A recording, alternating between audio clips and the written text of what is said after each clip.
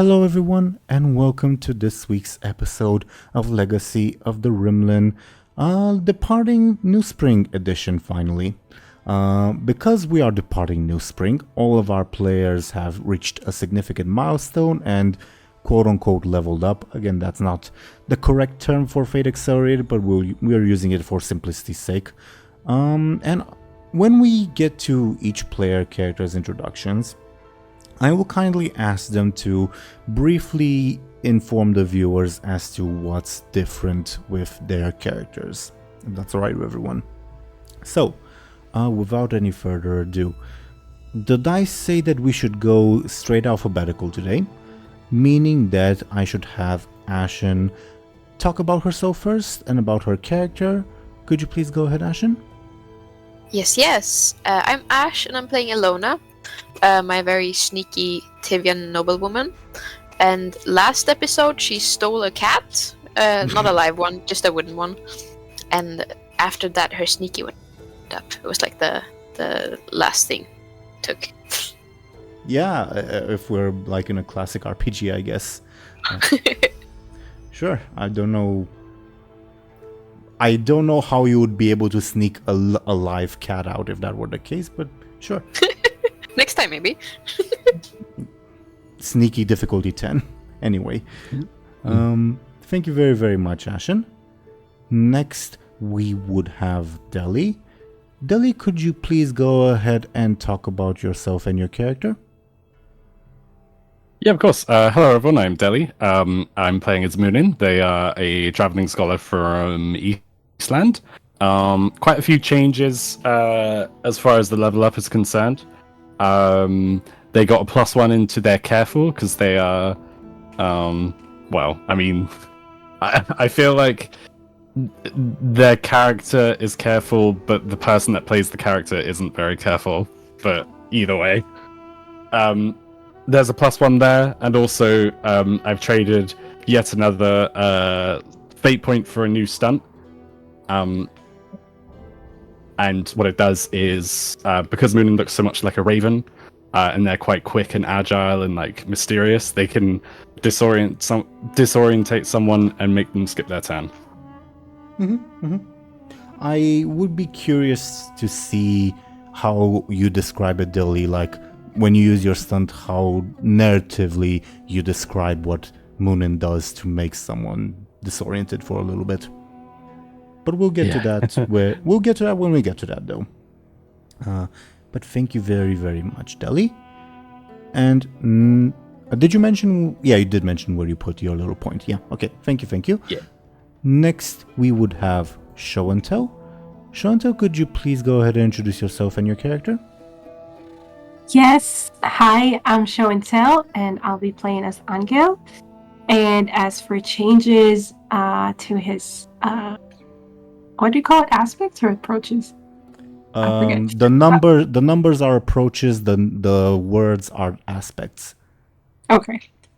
Yeah, they're actually differences in both. But as for the point in the aspects, I switched the careful with the flashy.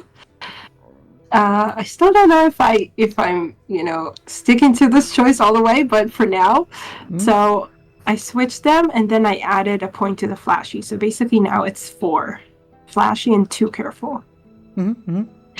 And as for aspects, I just added a little thing where before it said protective and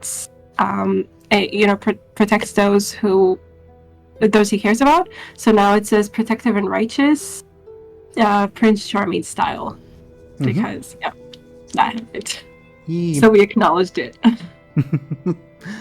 Yeah, very much so. I do like the little change. I think it's sufficiently subtle and yet conveys what Anghel is, for lack of a better term. Yeah. But yeah, thank you very, very much, Show&Tell.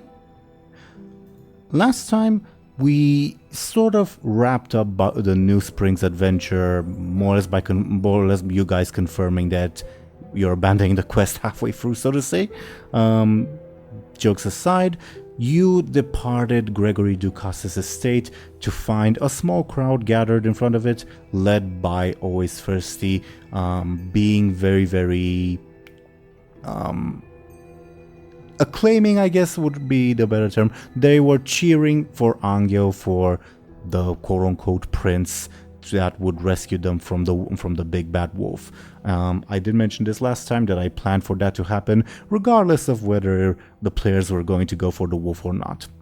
But after that little awkward scene, you guys discussed how to pay back the witch. That was sort of your like final wrap-up objective before leaving New Spring.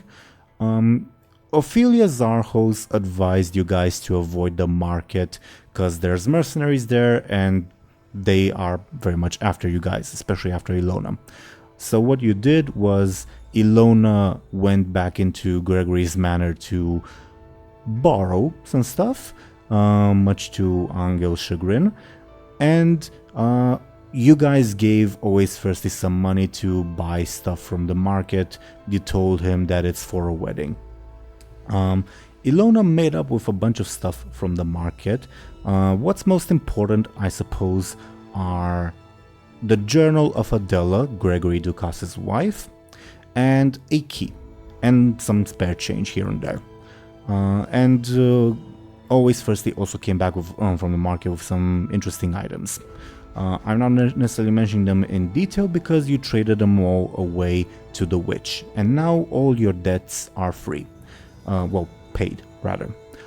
On your way to the witch, you also saw one of the noblemen, the one like looking very, very satisfied with himself on the map, with like the orange and red clothing. You saw him bragging to the townsfolk about having killed a big wolf. Nowhere near as big as the other big wolf, but still usually what would be an impressive feat. You guys decided to ignore him, then obviously went to pay the witch. Then you more or less went to the meeting point with Ophelia Zarhos to depart New Spring. It's currently very late afternoon, maybe early evening at this point. And as you approached with Always Thirsty already having arrived, you saw something very, very interesting that we cliffhangered the episode on. Namely, Ophelia asked you and told you guys, so you're probably wondering how I know all the stuff that I know about you, and she showed you why. She motivated it by saying that that particular person will be coming along, so it was sort of inevitable sooner or later that you would discover the fellow. And she unveiled Julius Marini, the cartographer that you all encountered in the very first session, the quest giver 0. I don't know exactly what to call him in like game terms. But and they turn on the background music. We will rejoin our party a little bit before that, because unfortunately last time Dely had some technical issues and wasn't able to play with the rest of the party till the end. So this will be Dely's chance for Muninn to potentially wrap up any loose ends or anything like that. This is Muninn's last moments in New Spring, at least for a while, before you guys depart. So that's more or less where we rejoin everyone, basically at an arbitrary point of Dely's choosing, if Dely has any arbitrary points of their choosing. So, Dely, is there anything Muninn would like to do or talk about with someone before we rejoin the quote-unquote main timeline? I feel like there is. And I've been thinking about it for a little bit. Obviously, the town of New Spring's really interesting. And I almost feel ashamed that Muninn hasn't explored it more. But I feel like as long as Muninn had a chance to, like... I mean, it seems like Muninn, like, sort of stepped away from the group, like... in like narratively, as opposed to just like despawning, right? We were intentionally vague last time, but we can we can do either extreme. We can say, oh, Muninn went off on their own. We can say, oh, Muninn was there, they were just silent. Or we can go anything in between. Like Muninn was there part of the time, but like went for breaks every so often. So it's entirely up to you. And also, like, hypothetically, say if Muninn wants to go somewhere, they can bring Anghel and Illona along. It doesn't have to be an entirely Muninn adventure. Okay. Side venture, I guess. Yeah. I guess there is... It's annoying, because there's this one thing I do want to do. And I feel like there was something else that I wanted Muninn to do as well, but I can't remember.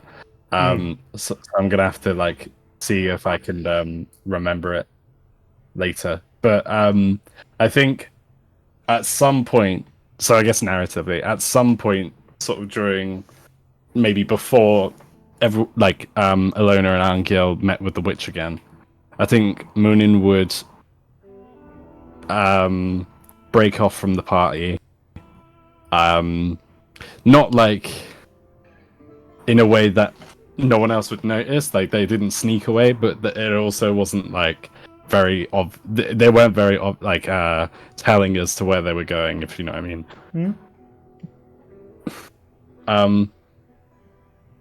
And then I suppose Muninn would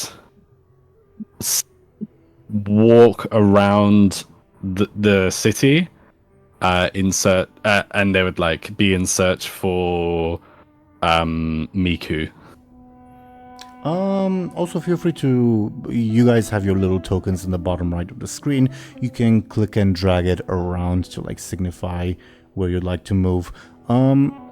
You are aware of where Miku, well, you're aware of where Miku told you that he is, namely in the markets. He said he'd be there because he's looking for carpenters to like help with reconstruction efforts over where he came from.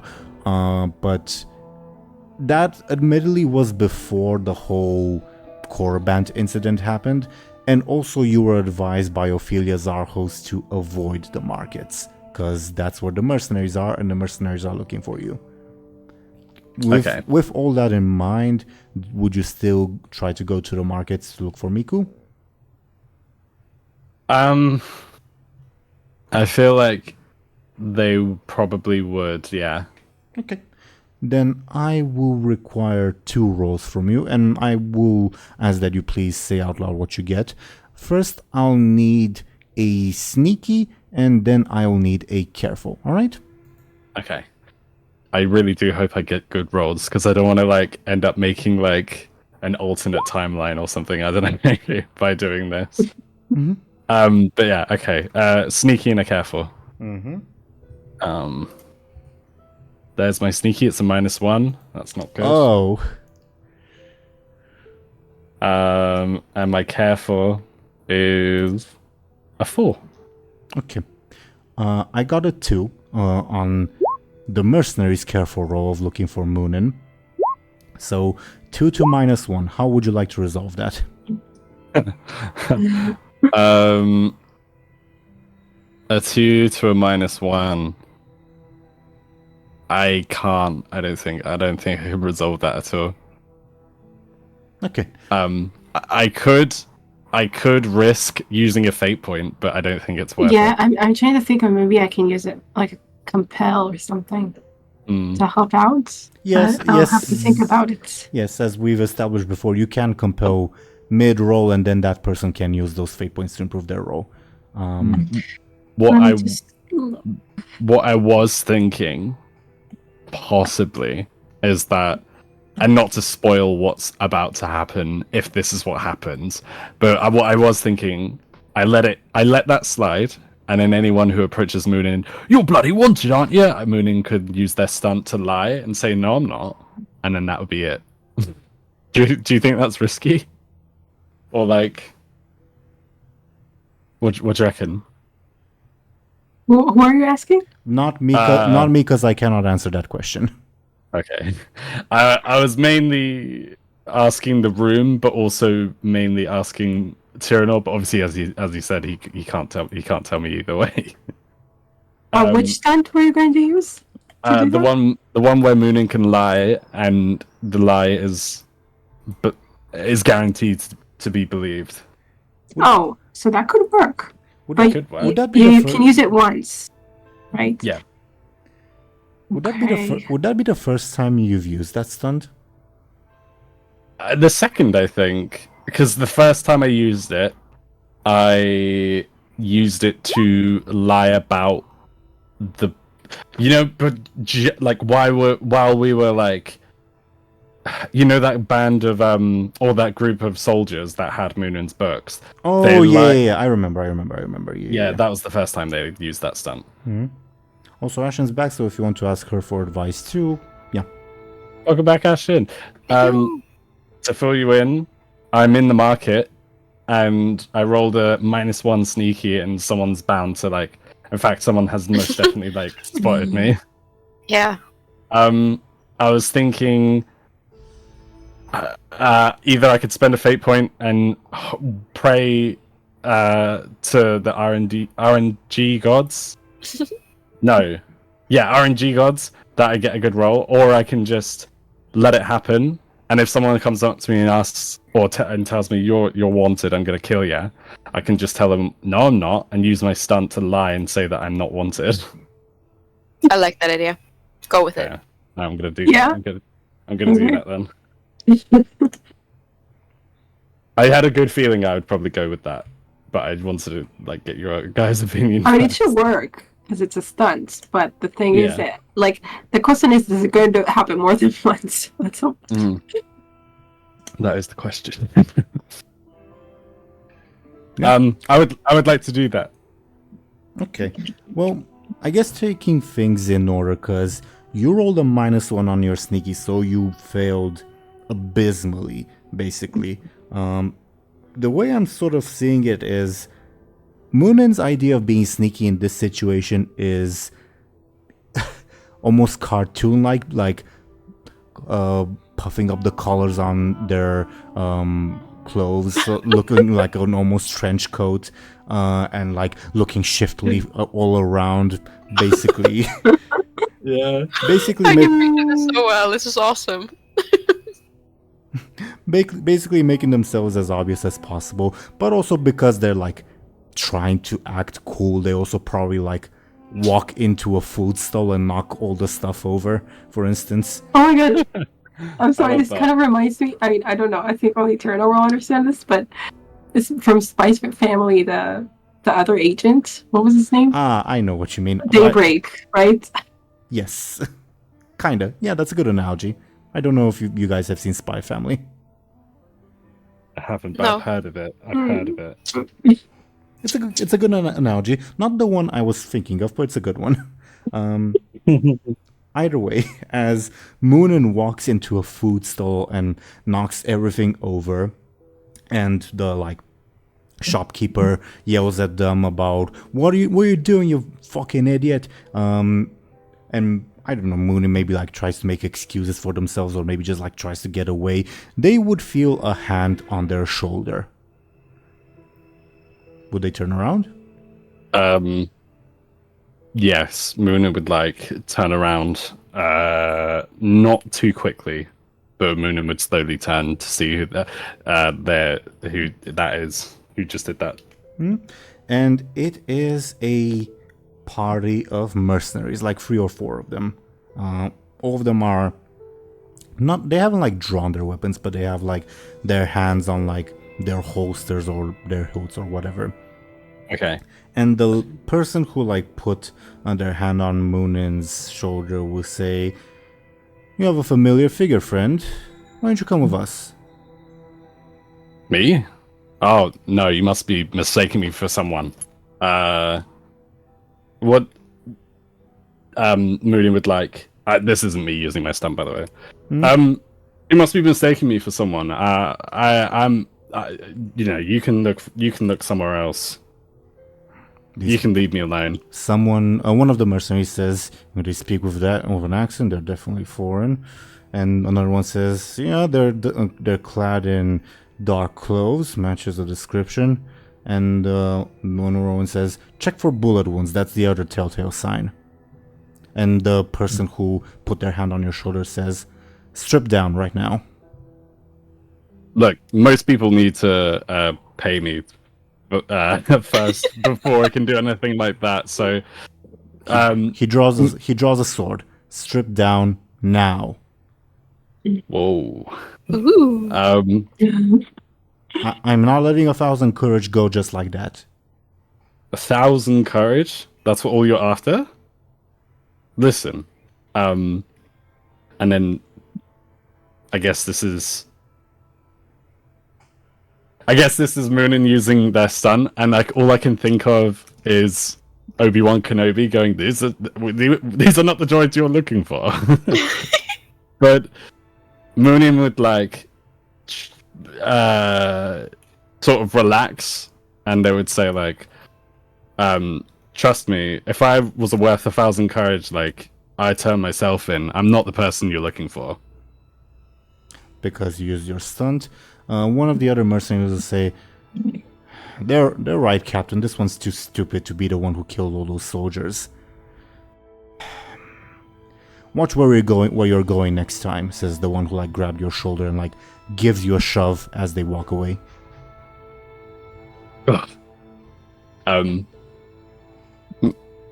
Yeah, whatever you say, boss. And Moon would like hold their hand on the shoulder that was budged, if that makes, or barged or whatever, if that makes sense. And as you do that, because of the careful roll, you easily spot Miku in the crowd of onlookers. Ah, perfect. Perfect. In that case, Muninn would like... Now, I would say you have garnered quite a bit of attention, even though people won't believe that you're responsible for, like, the massacre. You still have, like, a bunch of people staring at you. Okay. In that case, like, Muninn would, like, probably, like, reach in their pockets and, like, for a couple of silver, maybe, and just be like, they would, like, offer it to the guy behind the stall that Muninn bumped into and said, here, for the trouble. Stupid foreigners. Well, I'll take my leave, and then Muninn would walk away from the store and towards Miku. He looks very awkward, like you still haven't, like, the crowd's still staring at you and you walking right to him, like, awakens his social anxiety, I guess. Yeah. As he's, like, looking around, and he says, I don't know this person. Come with me, Miku. I have a favor to ask you. I'm gonna, I guess, roll his forceful to see if he keeps his cool. Okay. Let's see what he gets. Yeah, okay. He does. He says, I don't know this person. I'm gonna go check out that stall over here. Go away, stranger. Maybe come back in like 10 minutes. All right. I think Muninn gets the hint, and they would like, they would like just waddle off, and sort of wait somewhere that is like quiet, if you know what I'm saying. Sure. You do that, and let's. I don't think anyone will like come disturb you, especially since you used your stunt. Maybe at most like some beggars will pass you by. I don't know if like Muninn will give them anything. But either way, you would be able to proceed to your meetup with Miku. If that's what you want to do. Yeah, definitely. So I guess if Miku is like, so when Muninn would like see sight of Miku, they would like approach him, and just be like, and they would like give him a nod and be like, What, you okay? What the hell are you doing? Yeah, that was a bit of a commotion, wasn't it? Not my best work, but I mean, you should have seen those mercenaries. They fucking bought it. They bought my lay. Yeah, I don't know how. Yeah. Well, I just have a knack for it, I guess. So anyway, I wanted to meet up with you because I wanted to ask you a favor. Do you have a quill and paper? I mean, no. I have the letter Anghel wrote. If you want paper. No, it's okay. Muninn would say it's all right. And Muninn would You can probably buy some. pull out their tome of scribbles, and they would most likely have like a quill or like something that they've been using to like scribble in with. Almost certainly, yeah. Yeah. And then they would turn to like a blank page, which is like very rare, by the way. Like there's like this thing is a mess basically, but they would turn to a blank page. I guess just for context, because paper and parchment is expensive, lots of people reuse paper and parchment by erasing the contents that they've written before. Okay. So Miku's offer to use Anghel's letter is not that unreasonable, because paper and parchment are expensive. Okay, that makes sense. That would make the letter so much better. Yeah.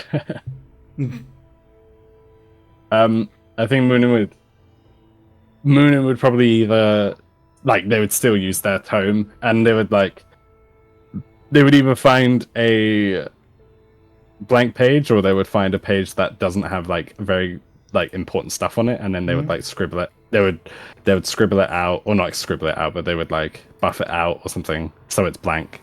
And then they would ask Miku, where are you traveling to again? Give me a second, because I need to like look at the map. But basically, you guys remember the village that was flooded? Basically there. Oh, okay. That's the village he's helping, like with the rebuilding. I thought he mentioned that, but I guess he didn't.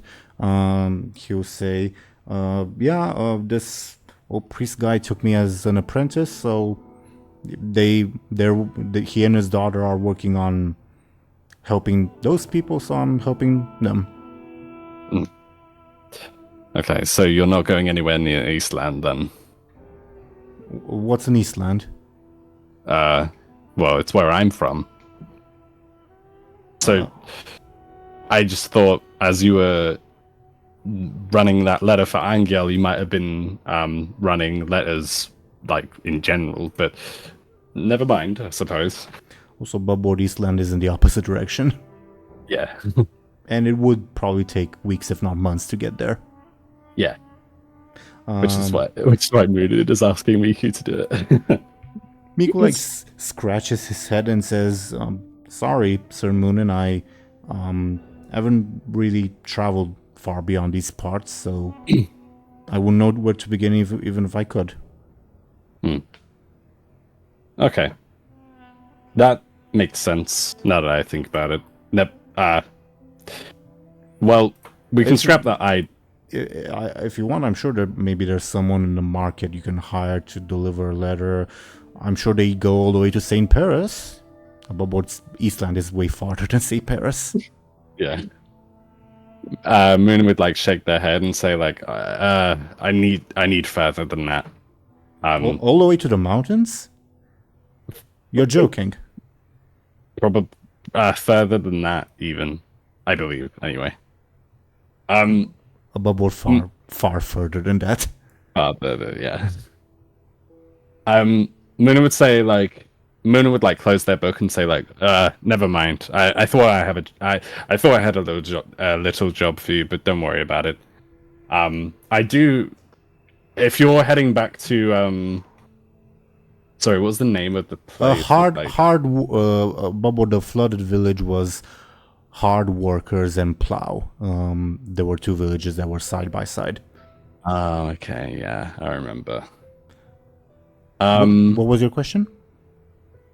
I was asking like what the name of it was, which obviously you like answered the question for me.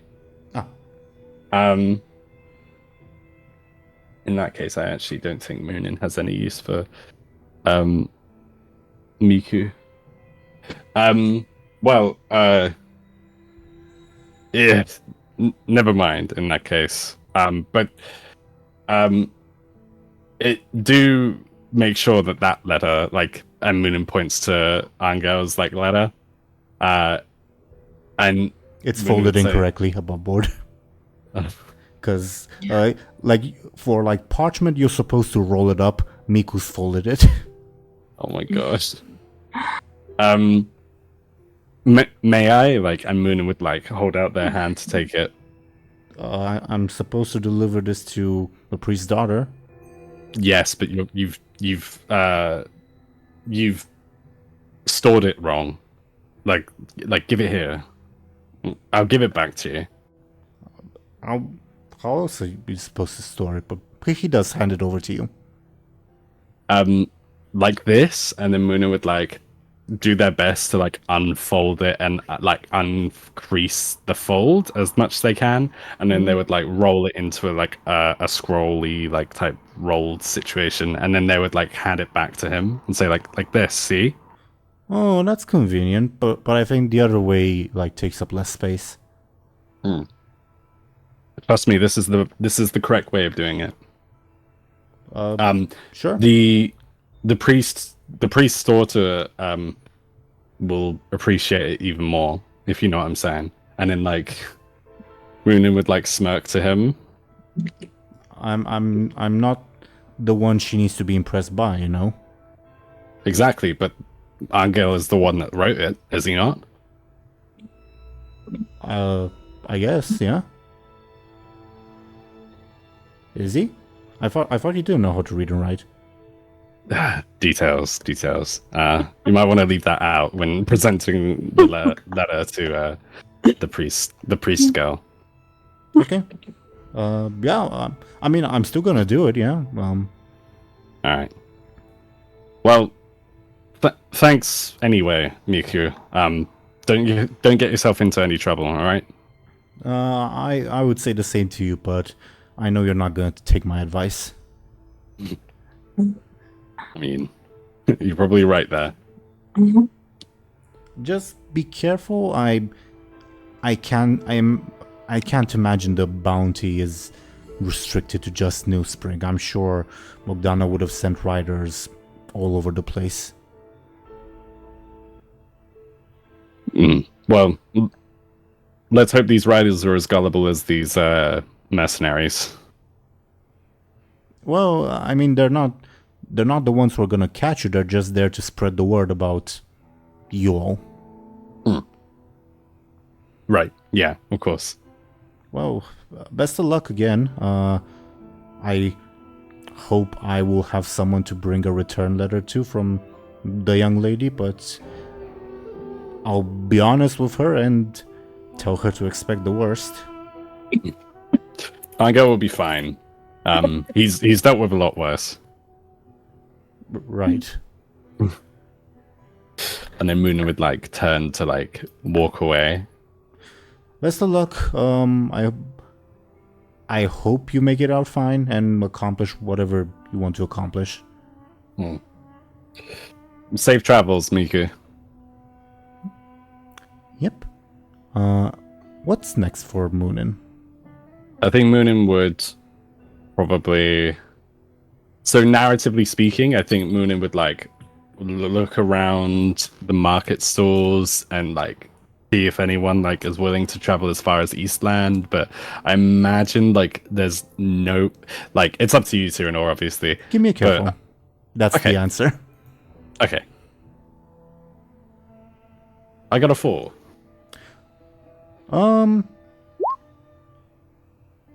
With a 4, the mercenaries who almost like took you and Anghel and everyone in, they're clearly not from here. They look Zviari, which is above board this world's equivalent to Sweden, funnily enough. And they're probably going to go back home now that the war is over, which would probably take them close to Eastland. Other people, for 4, you probably would see like a couple of attendants browsing for gifts, presumably for the big wedding happening in St. Paris. Now, obviously, the attendants aren't invited, but they are working for someone who is invited, if that makes sense. That does make sense. Okay. I think... I don't think Muninn would trust the mercenaries. And I think the random, like... Well, they're not random, but like the kind of like... sort of hodgepodge of like attendants. Muninn... It's not like Muninn doesn't trust them to get the job done, but it kind of like... can I guarantee it? Like, do you know what I mean? So they would probably leave what they were going to try and do for another day, and instead probably like as long as nothing, they would go to rejoin. They would make their way to rejoin Anghel and Illona. Excuse me. I guess I also say with that role, obviously barring whomever you may meet on the road, there will almost certainly be people in St. Paris, because St. Paris is a bigger city, who would be willing to go all the way to Eastland, because they could be like merchants, they could be diplomats there. Maybe you meet some other Eastlanders themselves, potentially. Okay. Still, it's the case of like, yeah, there's like many middlemen in that case, if that were to happen, I imagine. So yeah, Muninn would leave it. Sure. So you, anything else? Or you said you will rejoin Illona and Anghel? Yeah, I think so. Sure. Then anything with Illona and Anghel before we jump to today's, well, the events where we left off last time? What was the question? Yeah, what was the question? So, you are rejoining Illona and Anghel. You can still Yes. do stuff together with the two of them or on your own before rejoining like the main timeline. Oh, okay. Right, I see what you mean. I guess Muninn would ask, this is kind of meta or like timeline-y or whatever, wibbly wobbly. But like Muninn would like ask Illona, like, did you really have to give the witch that object? And Muninn would be talking about the phallic object. I mean, I thought it was a nice gift. She thought I was hitting on her, but then I told her I wasn't, and she took it, so it counted, I guess. Well, I don't want to be. I don't want to know what she has to do. She's gonna do with that thing. Yeah, better not think about it. Yeah. Well done, you two. As Muninn would say to like Illona and Anghel. Illona would like give Anghel a pat on the back, like, yeah, good job with the carving. That was really amazing. At first, I think Anghel kind of almost flinches a little. He's looking down on the ground, and he's very unhappy. Oh. Oh. I think Muninn would try to console him, because I think Muninn would like kind of make an assumption as to what he's sad about, and Muninn would like tell him like, it's all right, it's all right, lad. Like the city will be just fine without us, especially with the curse that the witch has put on the wolf. In Anghel's mind, there's that intrusive thought, no it won't, not without him to help. Well, he has something complex. I don't know, hero complex. Yeah. I mean, if you guys remember, the previous Prince Charming was a smug asshole, so... Oh my god, he was. It's funny to remember. Anyway, Anghel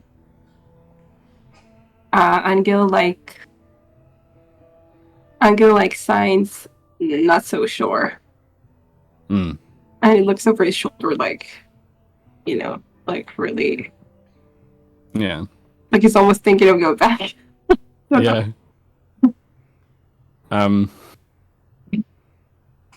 Muninn would sigh, look to Illona, and then sort of pat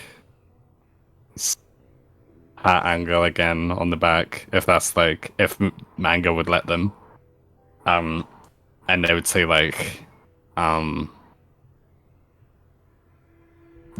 this. I mean, Muninn would say something like, "This sort of thing, must happen all the time to cities and towns, and I mean, we don't hear about it. So it must be dealt with, right? I mean, the same will happen to this city." You mean the wolf? Yeah,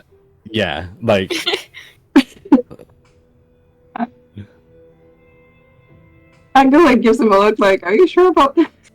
I think you could see on Muninn's face that that is a definite even Muninn realizes that's such a huge leap of logic and can't be true, but Muninn says it anyway to kind of try to make Anghel feel better. Anghel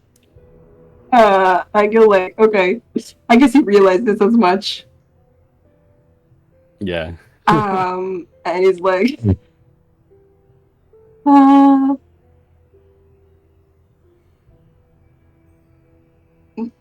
I was thinking maybe you can pat. What did you say? Pat Muninn. Oh my god, I'm sorry, it's so funny. Pat Muninn on the back. We're all in a patting session. We're all patting each other. A group pat, I don't know. Yeah, this entire time Illona has not stopped patting Anghel's back. It's constant. I think Muninn would go to pat Illona on the back too. So we just make a triangle or something. But because of Anghel's much earlier compel of being afraid of Illona, whenever she pats him on the back, he flinches. Yeah. I'm like, it's okay. Does it hurt? Do you have a bruise there? What's happening? I give it a look, a non-committal look, I guess. Illona would shrug and continue patting. Bless. Oh my goodness. Okay. Okay, Anghel stops patting. Standing up. Muninn won't stop patting. No, I'm just kidding. Muninn would stop patting too.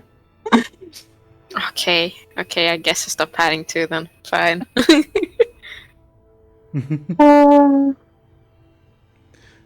So, again, the floor is up to you guys. Do we skip back to where we left with the cliffhanger, or is there anything else you guys would like to do?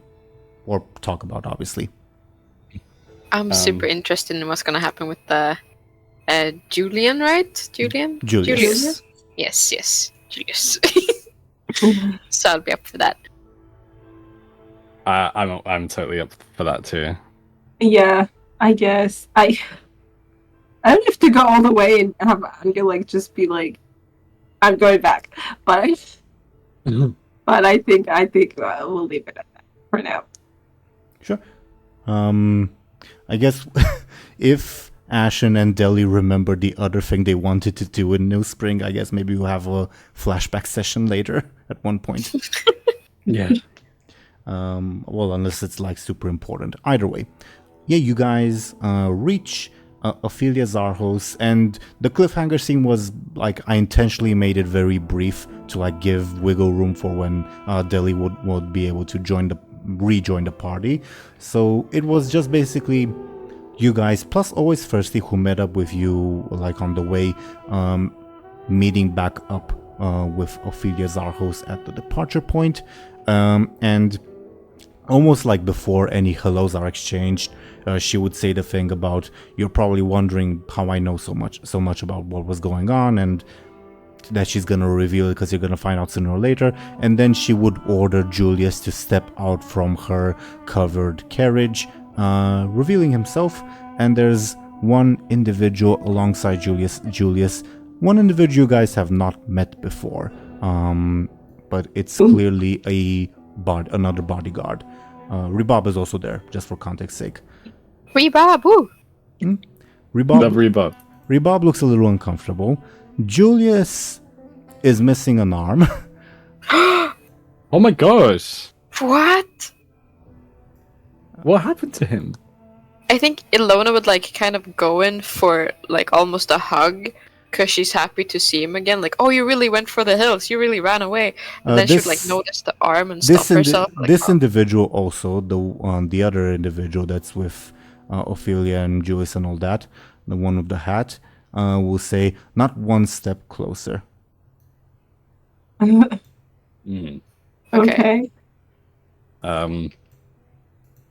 Muninn would put one of their hands on the hilt of their dagger, I think, instinctively. If not subtly, though.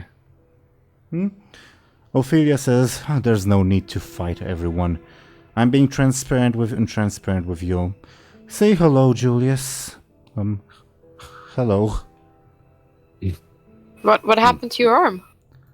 Well, after the bandits came, I ran into the villagers who were going to, burn me. They did this. Oh, wow. Oh. I'm sorry, man. I don't know what happened, but next thing I remember, I was still running, made it past the forest, heard screams, got to a city, then I ran, I slept, I ran, and I'm here. I mean, it's a lot of running. Well, it wasn't just one day of running, you know. His legs are trembling, by the way. Yeah. Wow.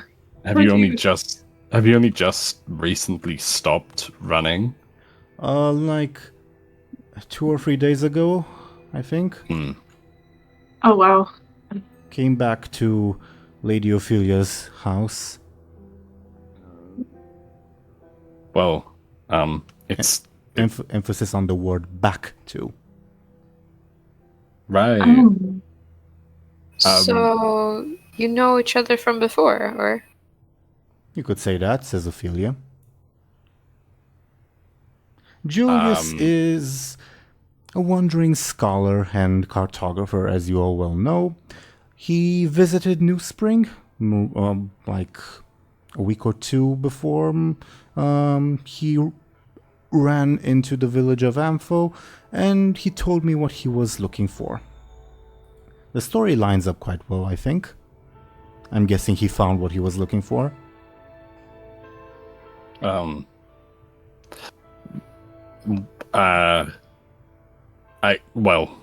guess we did on his behalf. I figured. Julius says, can I go back in the carriage now? Ophelia looks at you all and says, can he? I would love to chat some more, but we can save that for the road, I guess. Above board, the carriage is covered, so you won't be able to talk to him while he's inside. Alright. Okay. So that's what Ophelia is asking, basically. If you want to talk to him, do it now or like at the next stop. Illona wouldn't like force him to talk more if he's like trembling and like, can I go sit down? Yeah.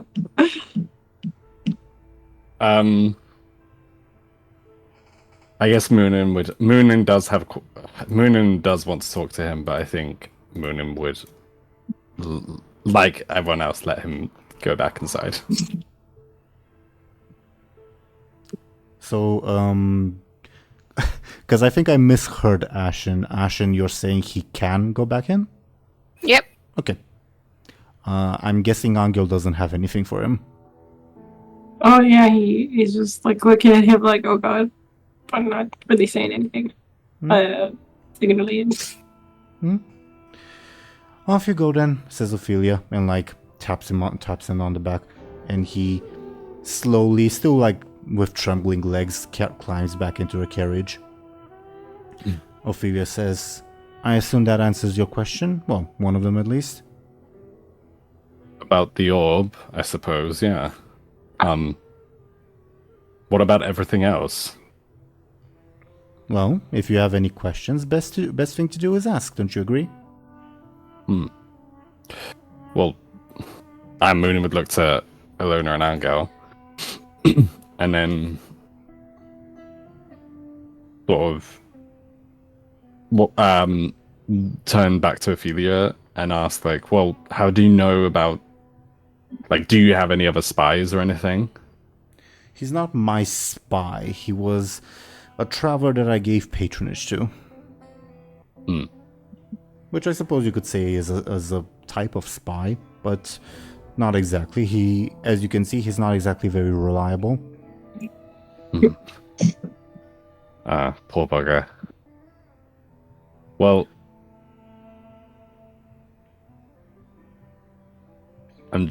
I mean,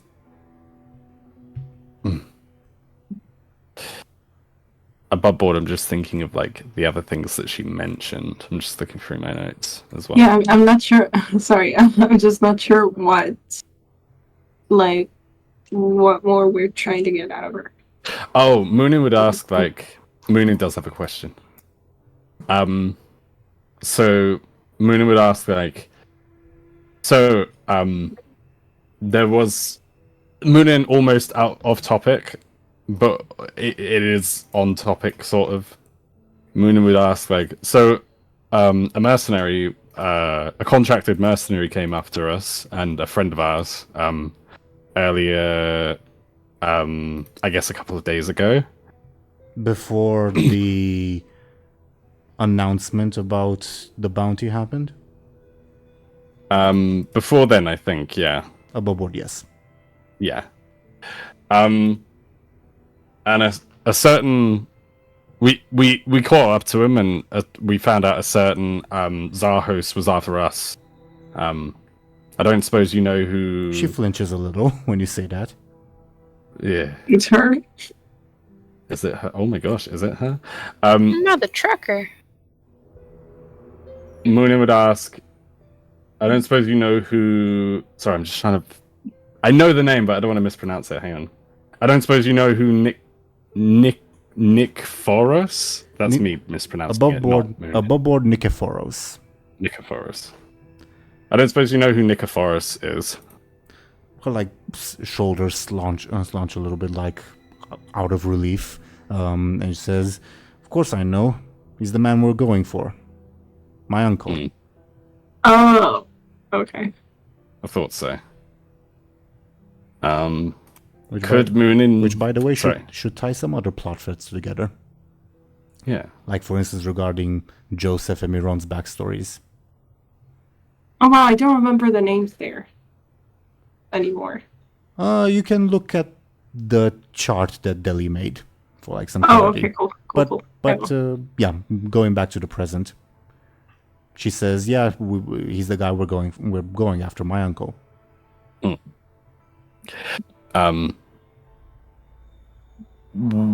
Was it really obvious that she tensed up, by the way? Yeah. But Okay. I guess you can give me a careful to like interpret her emotions, so to say. Can I also? Yeah, of course. Would my stunt apply as well? Yeah, it would, definitely. Okay. Wow, we got a 0. Fantastic. I got a 5, technically, a 3 plus 2. Illona, you can't make heads or tails of this person. Muninn, you realize she like tensed up and flinched, not because, they found out that I'm out to kill them or whatever, but rather Wait, are they accusing me of attempted murder? Oh, okay. That's good. Muninn did suspect the former, but they're glad that it's the latter, if that makes sense. Or they're glad that they can safely assume it's the latter.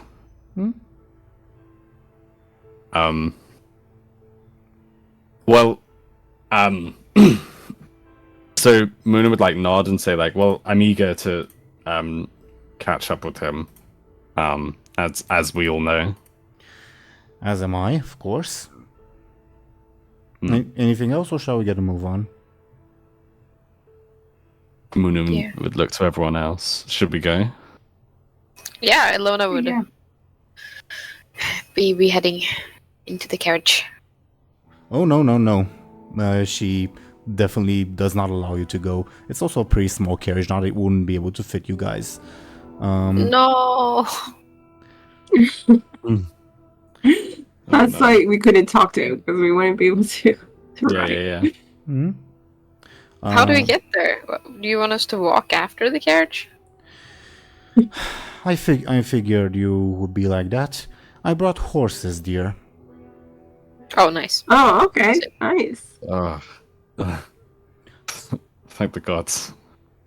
So the plan above board, that she intended at least, would be for the four of you, because always first is always there, also there, not always, to go on alongside her on horseback. She, Julius, and the bodyguard with the mustache, I guess, for lack of a better term, would be in the carriage. There's also a carriage driver, but he's a no-name NPC. And Ribob would also be on horseback with you guys. Okay. Awesome. The carriage does have like a little window, so if you like want to talk to anyone inside, you can tap on it, for instance. Okay, cool. Okay. Muninn would find the closest horse and like climb on top of it, or at least try to at least. Mm-hmm. The horses are also saddled with like supplies for the journey, not an excess amount, but like food for the trip to St. Paris. I was gonna say it's a long trip. As like Illona would go to her horse, she would like slightly shiver a bit at the memory of like what happened to the last horses we had. Like, oof, are we ready for this responsibility again? Oh my gosh, yeah. Hey, it's not our horses though. Are they like you're just borrowing them? Well, we did borrow the others too. That is Yeah. true, yeah. Borrowing to never give back again. Like, I mean, At least the one we borrowed it from. I was going to say the exact same thing. Okay. So shall we, I suppose, not finally, but you get what I mean, move on to the next map over? Yep. Let's do it. yeah. Okay, let me also do a little bit of cleanup, as most NPCs will obviously not come with you. Also, Illona, do let me know if you're like taking time to read the thing while the sun's still out or not. Yeah, I would want to do that, but also can I like first inspect the cat? Did I do that last session? Or You did not, no. I really want to inspect it. Can I do that? Oh, I thought I had a map ready.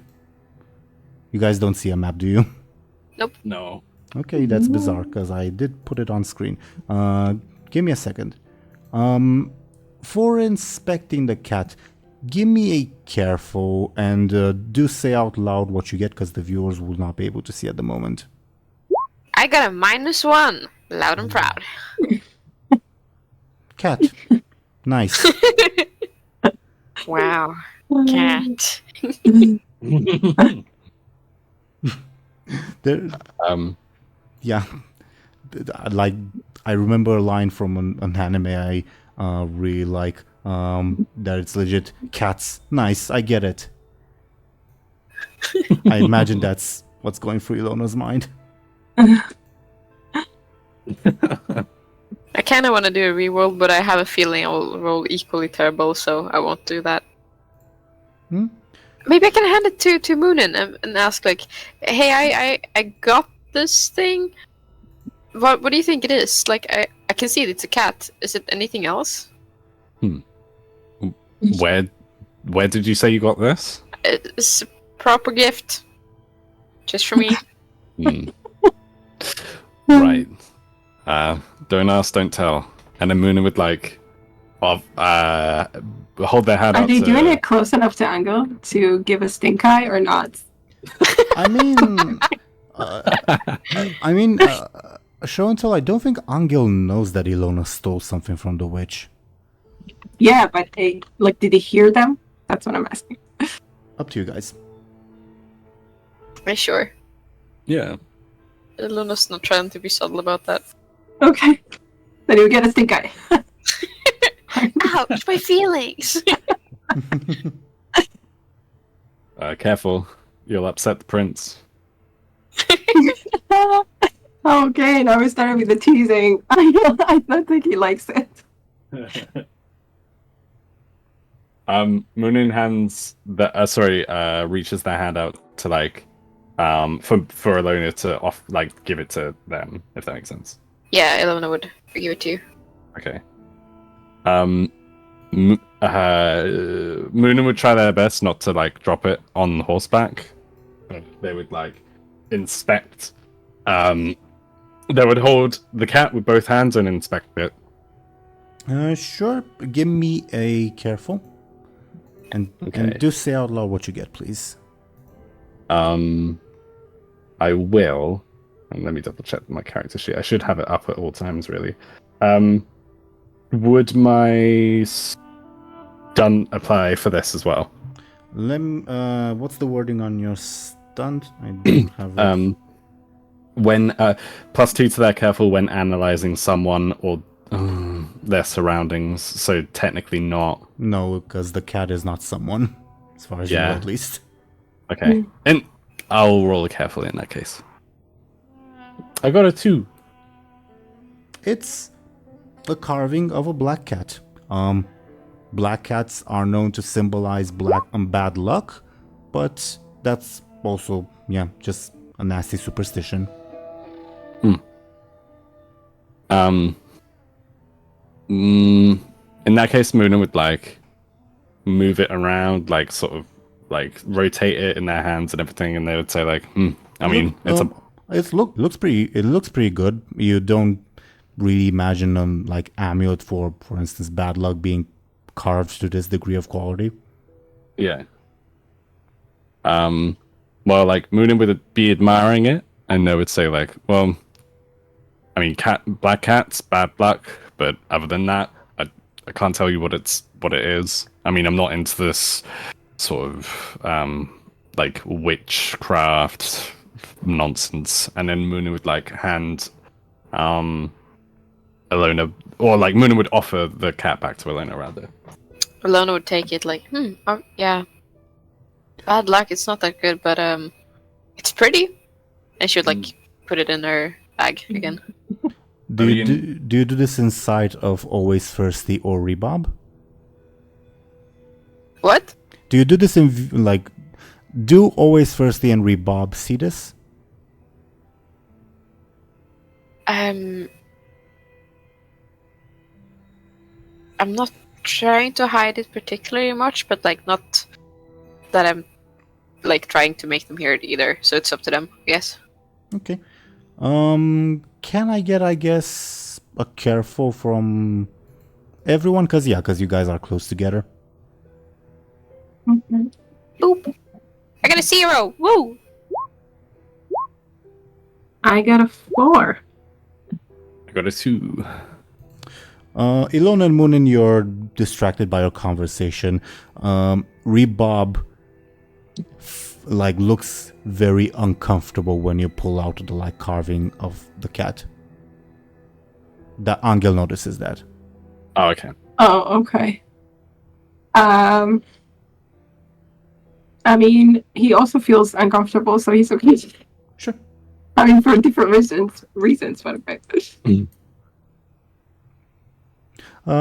Just a bit of like, I guess, above board knowledge. In lots of cultures, cats in general are seen as bad luck, and coincidentally, that's one of the cultures Rebob is from. Mm-hmm. Nice. Rebob's afraid of cats. We'll totally use that to our advantage in the future. Yeah.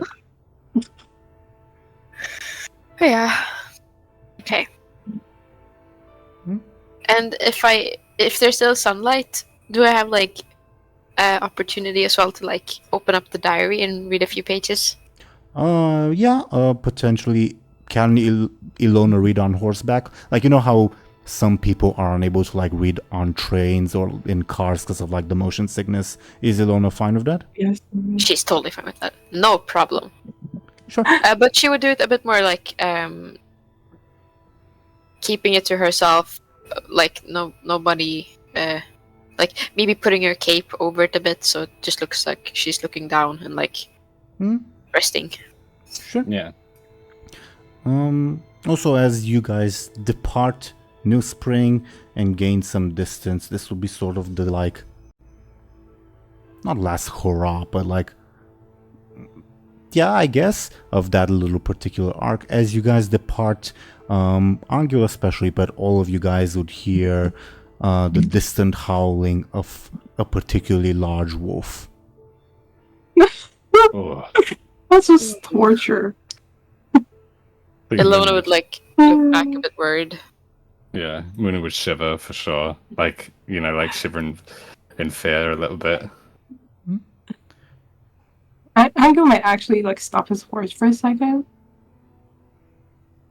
and be really torn. Like, oh my goodness.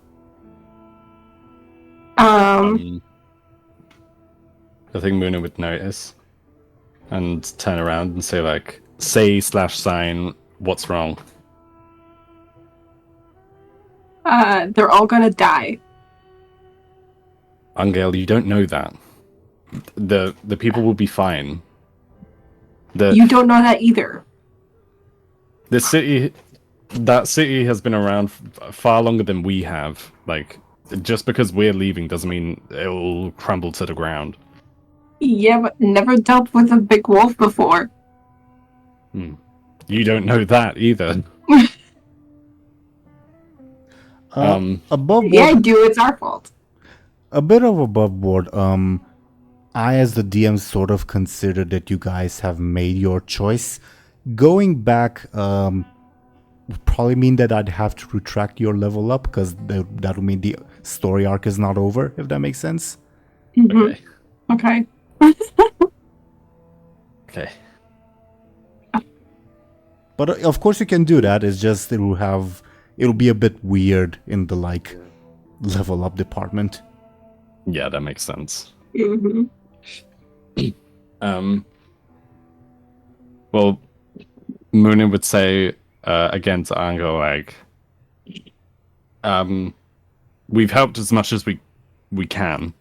But Not true. if We could do more. I could do more. Oh my god, that's so embarrassing.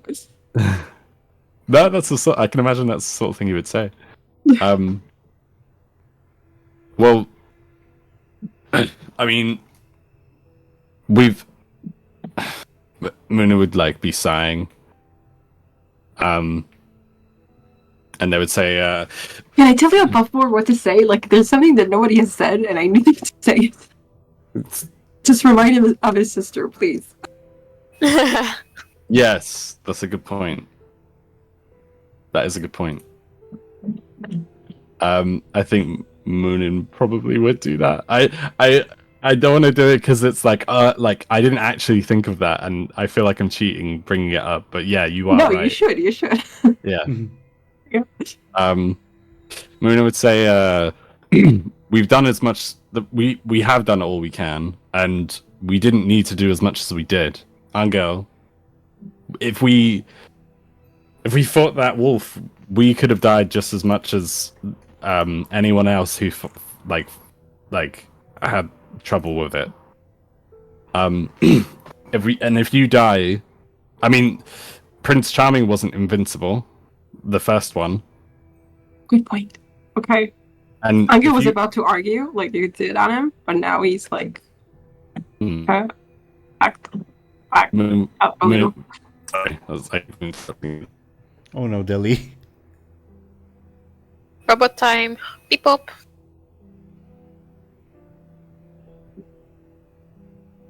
Dely, can you hear us? Oh no. I can, but Yes. I'm just moving over. Yes.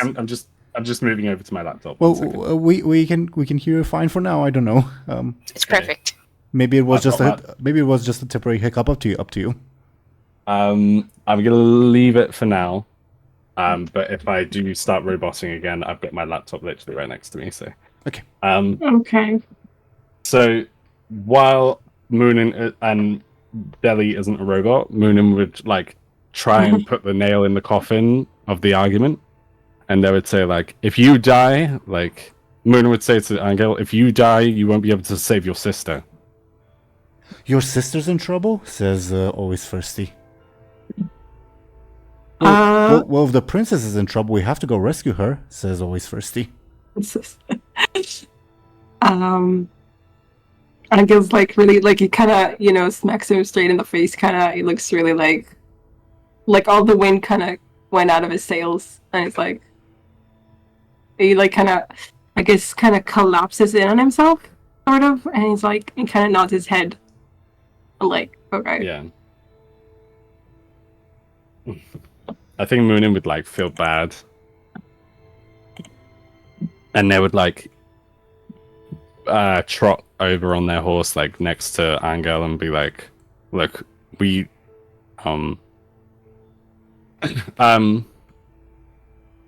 look, we've left the people of that city in good hands, but right now your sister is isn't in good hands. So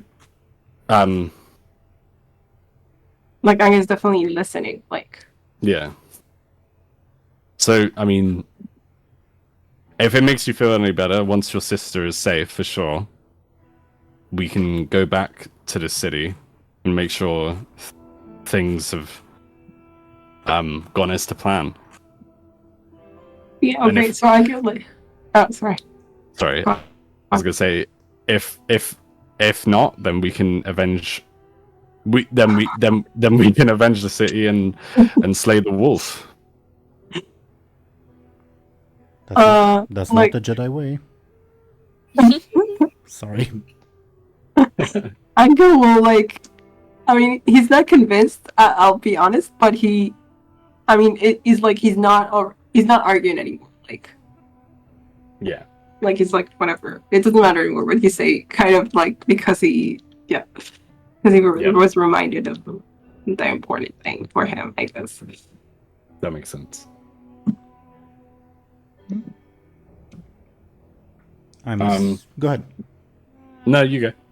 I was just sort of assuming that you guys would rejoin the general group. Yeah. Anghel continued like writing, like when I talked to him. Yeah. So is Muninn would stay behind Anghel though, as opposed to in front or wherever they were before. Sorry. And always first is also behind Anghel, because obviously the prince should go first. Yeah. Meanwhile, Illona has been reading. And Yes. I guess we should go into that. I suppose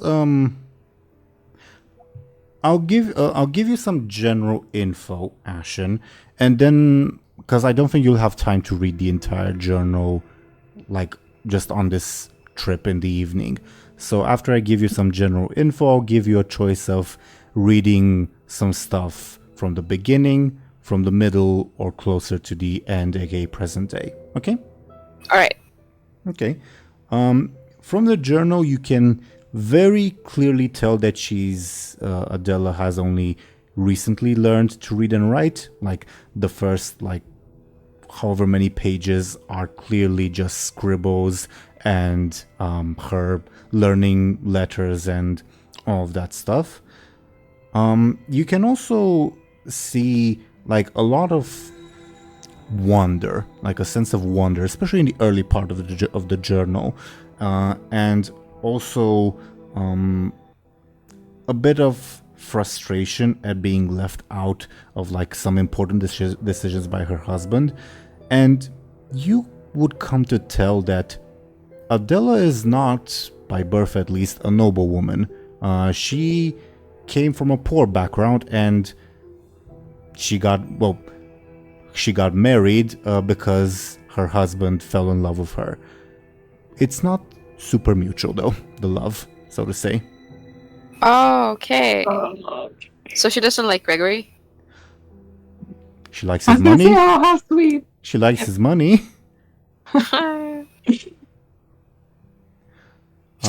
So that being said, would you like something from like her earlier writings, which is still while she was learning to read and write, something from like the middle where she still had so to say hope that maybe the marriage will go along, or something from her late writings which is closer to present day? So my initial thoughts was that I wanted to read it like from the beginning to the end, but I feel like if I just have a bit of time, I'd rather see the present day. Okay. What she's up to now. Then I will copy paste some text that I have written over to you. Ooh, exciting. Okay. I will copy and paste it in private to you. I leave the choice up to you if Illona would share this with like Anghel and Muninn. I can read it out loud, for instance. If not, it will just stay as a private message until Ashen you decide to review it. Okay? All right. I think since she's like pretty private about reading the book for now, she wouldn't like talk about it this trip, but later probably. Just for context regarding the dates that you see, the year is the current year, so yeah, it's a pretty recent note. The month is the previous month. Okay. Make sense? Makes sense. Confusing, but makes sense. So Not because of the system, but like the words and the numbers. basically, you're in August. This was written in July. Okay. All right. Okay. While this is happening, and you guys are going along, let me open up my notes again because I kept that in a different file.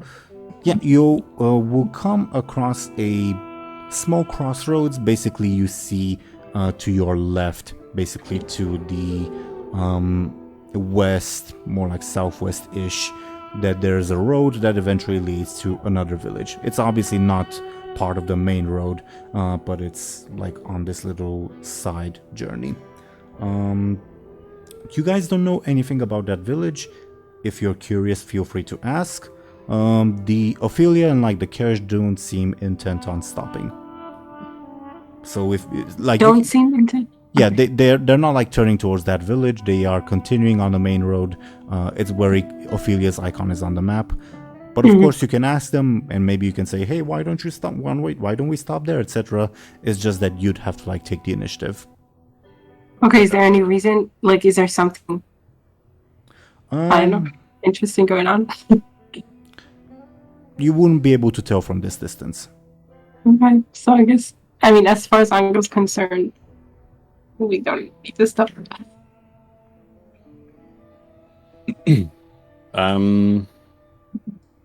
I don't think Muninn would ask to stop. They would be looking over, generally speaking, but like, as long as they're not, as long as the party or the it's not caravan, but I guess it is a caravan. Yeah. Carriage? What? the word to describe like a group of people like riding together. I guess it is a caravan in a way. Oh, yeah. But anyway, Ophelia would term it herself and her servants, but sure. yeah. Muninn would be looking over, but they wouldn't like mention anything or stop or anything. Any interest from Illona or? Sorry, I was reading the letter. My brain was in a different place. What? If you look at the map, you see that the road branches a little to that village. It's obviously not part of the main road. The carriage doesn't seem intent on going there, but I'm just giving you the option if you want to go there or not. Have we asked the others where what the town is? Nope. Then Illona would probably like knock on the window and like ask, "Hey, the town over there, what's that town?" Ophelia would open the window with a tired expression and she'd say, that's Miru, I believe. Pretty nice village. I heard they have quite the terrain for crops. I think it's owned by two siblings. They are related to someone's... What's the name? Some small unimportant boyar in New Spring. They're his cousins. I don't remember the guy's name. Alright. Wait, New Spring is...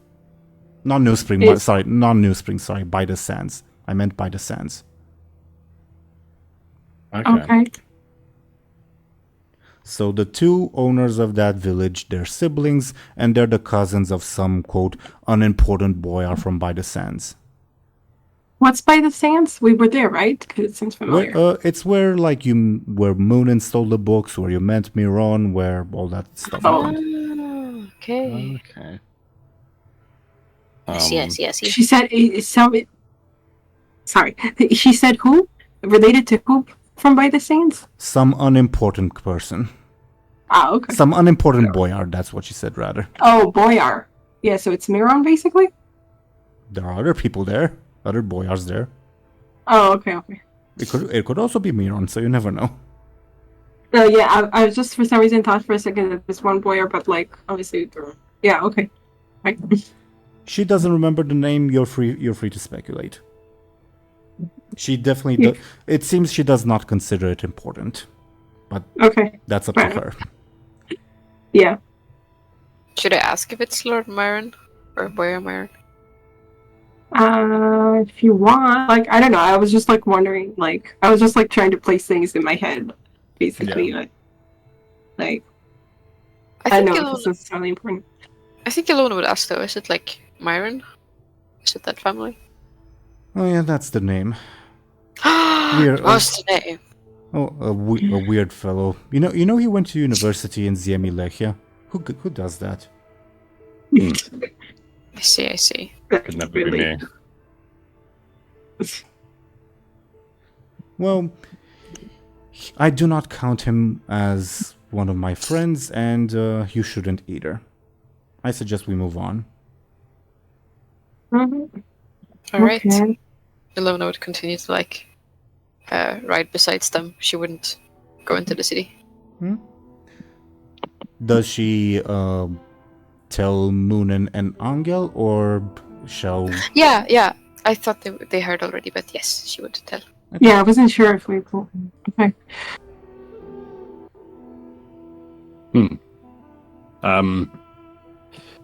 Muninn would act surprised or interested, but other than that, they would just sort of keep riding, if that makes sense.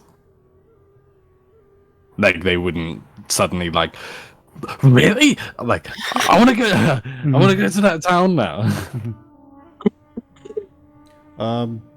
Show&Tell, just in case this might inform your decision or not, you don't get intrusive thoughts one way or another about this village.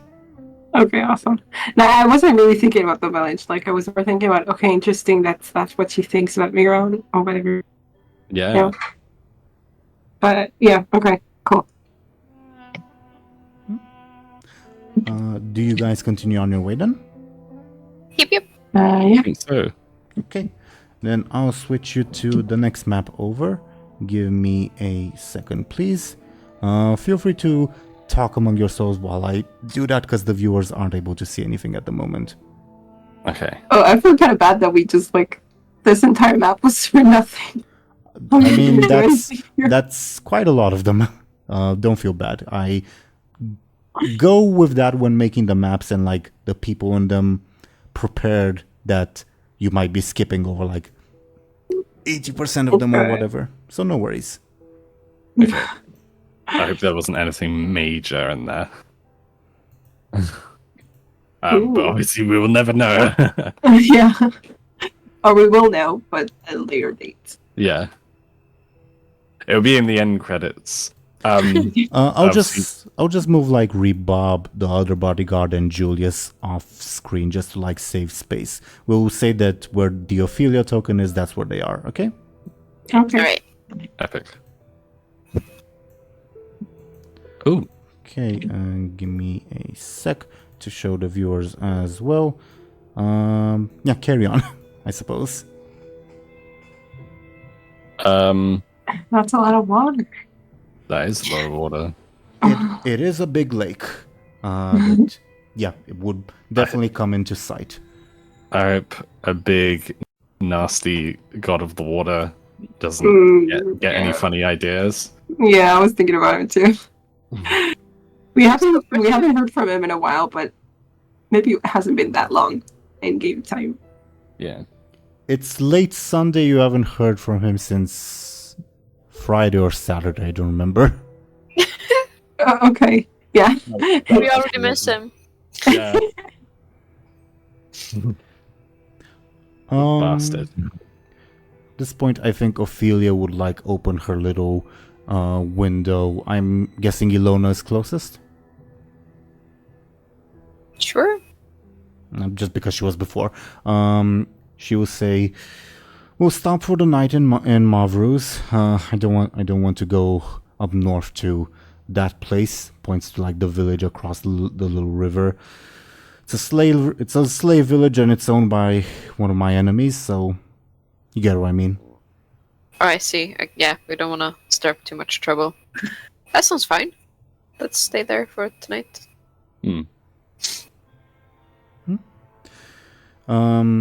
She would say, for a bit of forewarning, Mavruz is owned by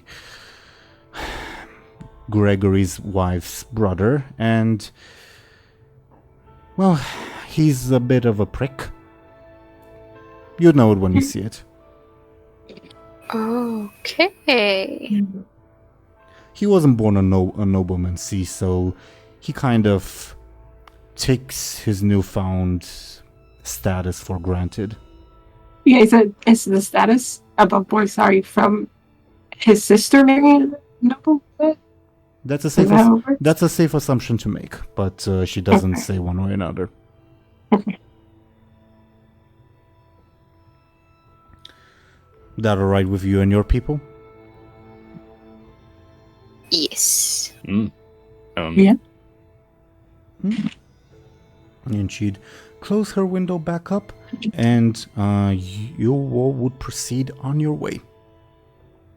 There won't be like any people or encounters or whatever on the way to Mavruz. Assuming you guys are going there, you could always just ditch and go to the other village, of course. But yeah, you guys let me know if you just proceed, or if you'd like to like talk about anything or anything like that on the way there. I think we can just proceed. I think. Yes. Proceed. Yeah. Yeah, you proceed on your way there uneventfully. The air is more pleasant now that you're like near a body of water. Again, it's August, so it's like very warm outside, especially for like Muninn and Illona, who are wearing quite a lot of clothes. But yeah, you would proceed uneventfully. And after you cross both little bridges, you will see someone come to meet the group the caravan, as Deli called it, that I will put on screen. This fancy-ish looking gentleman. Okay. He comes along with like couple of servants. They are bearing like a plate of bread and salt, which is like the traditional greeting for important people, so to say. And Ophelia opens her window and she says, "Here we go. Just let me do the talking," says to Illona. Yeah, sure. As you wish. And she stops the carriage once you all get close enough, and the guy over there would say, "Beloved cousin, it's so good to see you." And Ophelia would say, "Oh, same to you, dear cousin. Oh, I didn't expect to see you. Did good Adela pass through here? Oh, you know it, of course you did. And how is she?" And they'd basically exchange pleasantries about Gregory's wife, this guy's sister, and it's clear that Ophelia is playing dumb. While this is happening, what are the rest of you doing? Illona has like intense eye contact with the bread and salt. She's hungry. Eye contact, like they're looking back. Yes, basically at this point. It's talking to her, eat me. I would say it's also like a symbolic amount. It's not like a full bread or like a pile of salt. It's like a piece of bread and a bit of salt. Oh, that's unimpressive. Still. Yeah, go ahead. Yeah, I think Muninn would be doing something similar because they're probably like starving as well. Bubble, you do have food supplies on your horses. Oh, but yeah. Yeah, I was Funny wondering. enough, funny enough, I was gonna say like Muninn would reach into like the food supplies strapped to their horse, and to see what they can pull out of the magic bag. Illona would like see Muninn do that and like, oh yeah, that's a good idea, and do the same. It's quite a bit of like stuff that would last the journey, like salted meat, which is admittedly not bad. There's also like a couple of jars of it's kind of hard to describe, but it's basically like some fruits and vegetables that are preserved in a way to last, so to say. It's kind of hard to describe. Okay, cool. Not pickled, not pickled, but it's a different thing. It's hard to describe. Sorry. That's okay. Like dried or not really? No, not dried. Okay, like not like raisins. Like canned. Teeironor. Yeah, yes, Ashen. I just remembered the thing I wanted to do with Miku, and it was related to squirrels. I wanted him to cook squirrels. I just remembered that. Do you want to have a scene, or shall we just say he provided you with an amount of squirrels? He did! Oh my god, yes. Can I have that? Sure. Yeah, you may. In that case, Illona would pull out like a cooked squirrel and start nibbling. Yeah, sure. It looks a little disturbing, so to say, to like the untrained eye. And the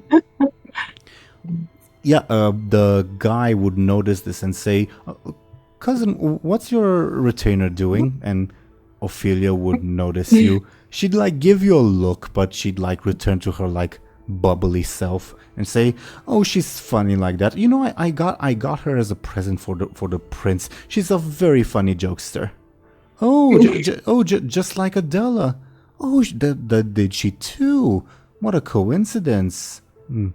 You must simply tell me more, cousin," says the guy. And she says, "Well, we were going to stop here for the night. Do you have lodgings for me and my attendants?" And Maru says, "Oh, yeah, sure." And he like snaps some orders to his guys. He clearly didn't prepare for this. Ophelia just like smiles as pretending not to notice. And he will say, yeah, cousin, why don't you come with me to my house, and I'll have my people escort your friends to wherever." And Ophelia would say, do you mind if the people in the carriage come with me? And he will say, sure, we'll make room. Yeah, I guess, sure. Come along. And Ophelia would turn to the three of you. Well, actually, five, because it's the three of you, Rebob, and always first thing she'll say, I'll see you all in the morning. Yeah, see you then. Good night. See you. Adios. And Ophelia, the carriage, and obviously the people in the carriage, aka Julius and the other bodyguard, would leave with her. With, yeah, the cousin. So we have to like fend for ourselves, basically? Basically, not exactly. Basically, the guy's servants are supposed to come back and provide lodgings for you. No. Okay. And I'll put Rebob with you guys. Always first he is always with, well, unless Anghel dismisses him, he's with Anghel, so that's where I put him. Okay. After a couple minutes will pass. What do you do? What do you guys do in the meantime? Muninn would look over to Illona.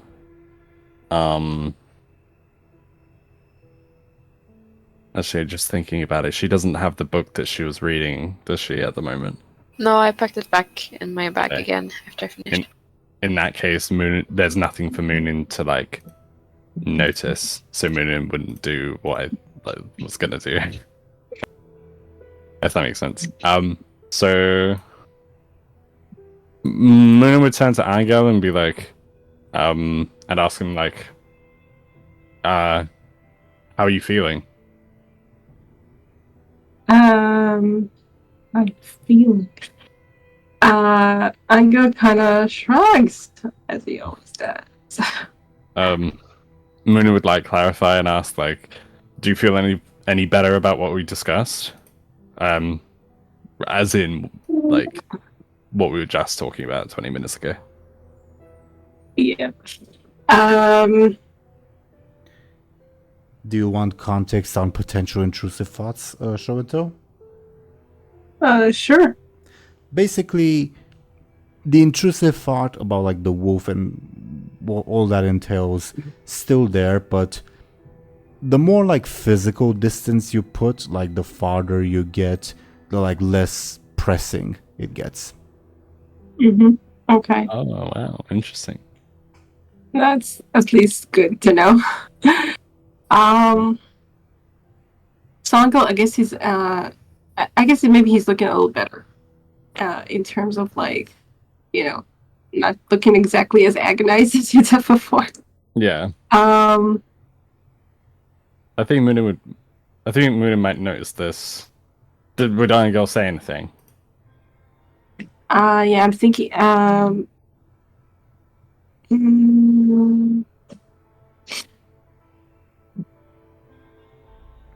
I guess he would kind of like I don't want to say outright yes. Like he would kind of give like this kind of non-committal like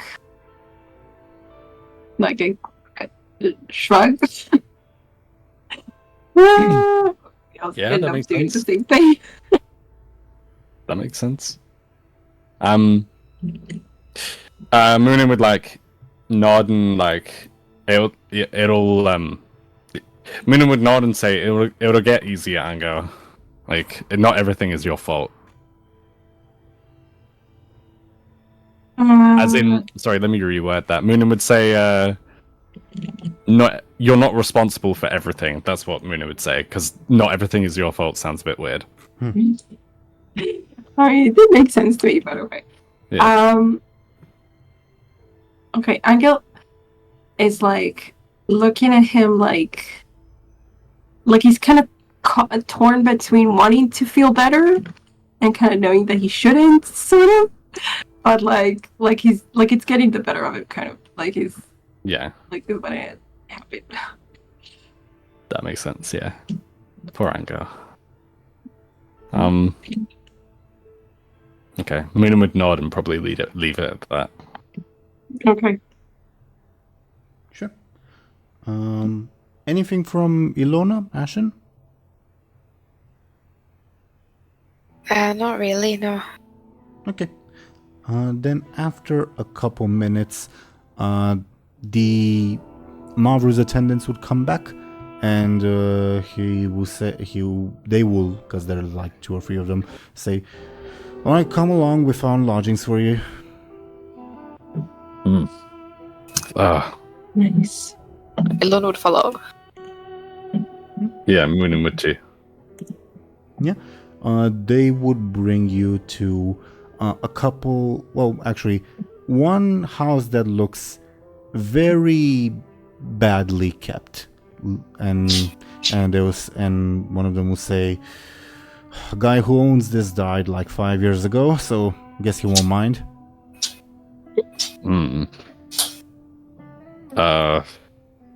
I guess. Are we drawing straws on? Oh wait, are we all staying in this house? Sorry. It's a like medium-sized house. Maybe it has like 2 or 3 like rooms instead of just the one, and it also has like a small stall for like pigs or whatever. But obviously, there's no more animals there. Yeah. For some reason, when you said. When my brain thought house, I thought 1 house per person. But obviously that's not right, is it? So, You're not that important. No. I think Muninn would always firstly would volunteer to sleep in the stall, by the way. Okay. What? Champ. Legend. I mean, I see stall, but again, there are no animals there because the guy who owned it died a while back, so it's not as dirty as it could be. Yeah. Illona would look for a bed.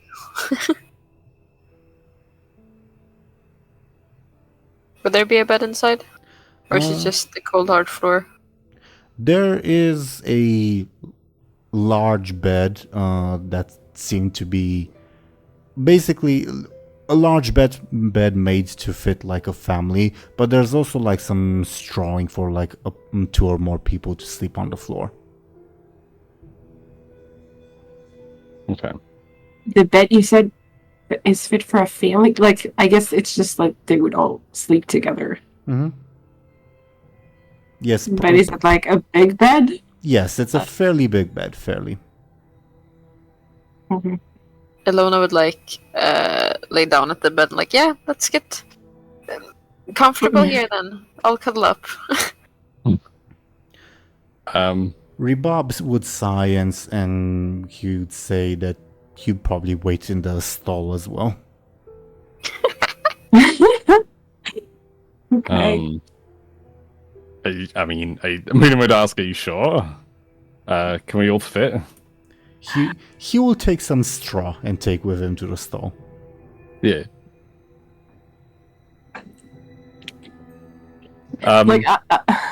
Sorry. Go ahead. No, it's okay. What were you gonna say?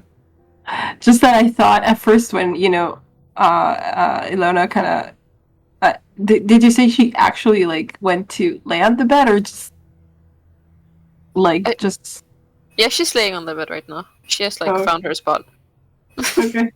So as soon as she did that, I thought Anghel would just be like, okay, and then head toward the stone straw on the floor.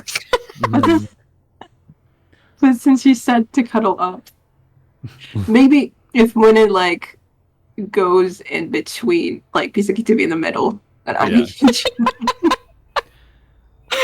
really hates Illona. It's so funny. For what it's not hates. He's scared, as far as I understood it. For what it's worth, I guess just for world building context, Illona and Muninn, you guys come from backgrounds where you would have your own privacy. Anghel not so much.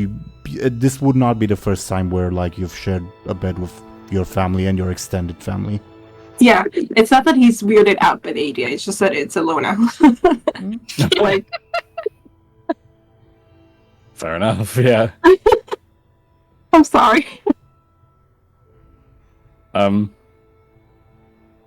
think Muninn would like look for another room, or like try to, but obviously like there isn't one, right? There's a hallway, and there's basically like a... Would wardrobe be the right word? No, that's not really. Basically like a small storage room that's now emptied. Yeah. A pantry? A pantry, that's a good word. Yeah, thank you, Show&Tell. Yeah. I don't think, although Muninn values their privacy, I think they also value comfort. So like, I think Muninn would like, I think Muninn probably would get into, but they would say like, don't try anything in the night. All right. What? Like I would stab you? Yeah.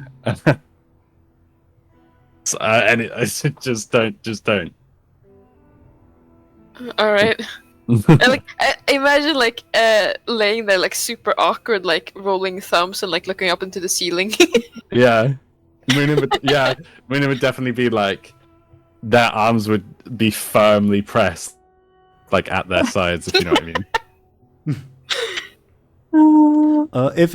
If it's just two people in the bed, there is room to like not contact, if that makes sense. Yeah. I was gonna say that Anghel sees this and edges closer, but if there's no room at all, then you would just you wouldn't try to force himself in. There would be room in the bed for 3 people, but if 3 people are in there, you guys will definitely be in contact with each other, so to say. Yeah. I mean, Angel's used to it, so it doesn't bother him. Like, but if he notices that it bothers them, that might bother him. I guess if they make it clear or something. Yeah. I think Muninn's like, it's not bothering them, so to say, but it's like, they are like giving space, if that makes sense.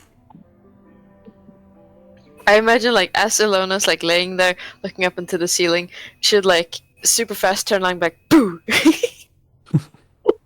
Like it jumps. Nice. And then he turns his back on her. Are they all like settled in by now? I'm trying to. Okay, I guess. Yeah, I imagine so. So he kind of turns his back onto her, like with a really annoyed expression. Nice.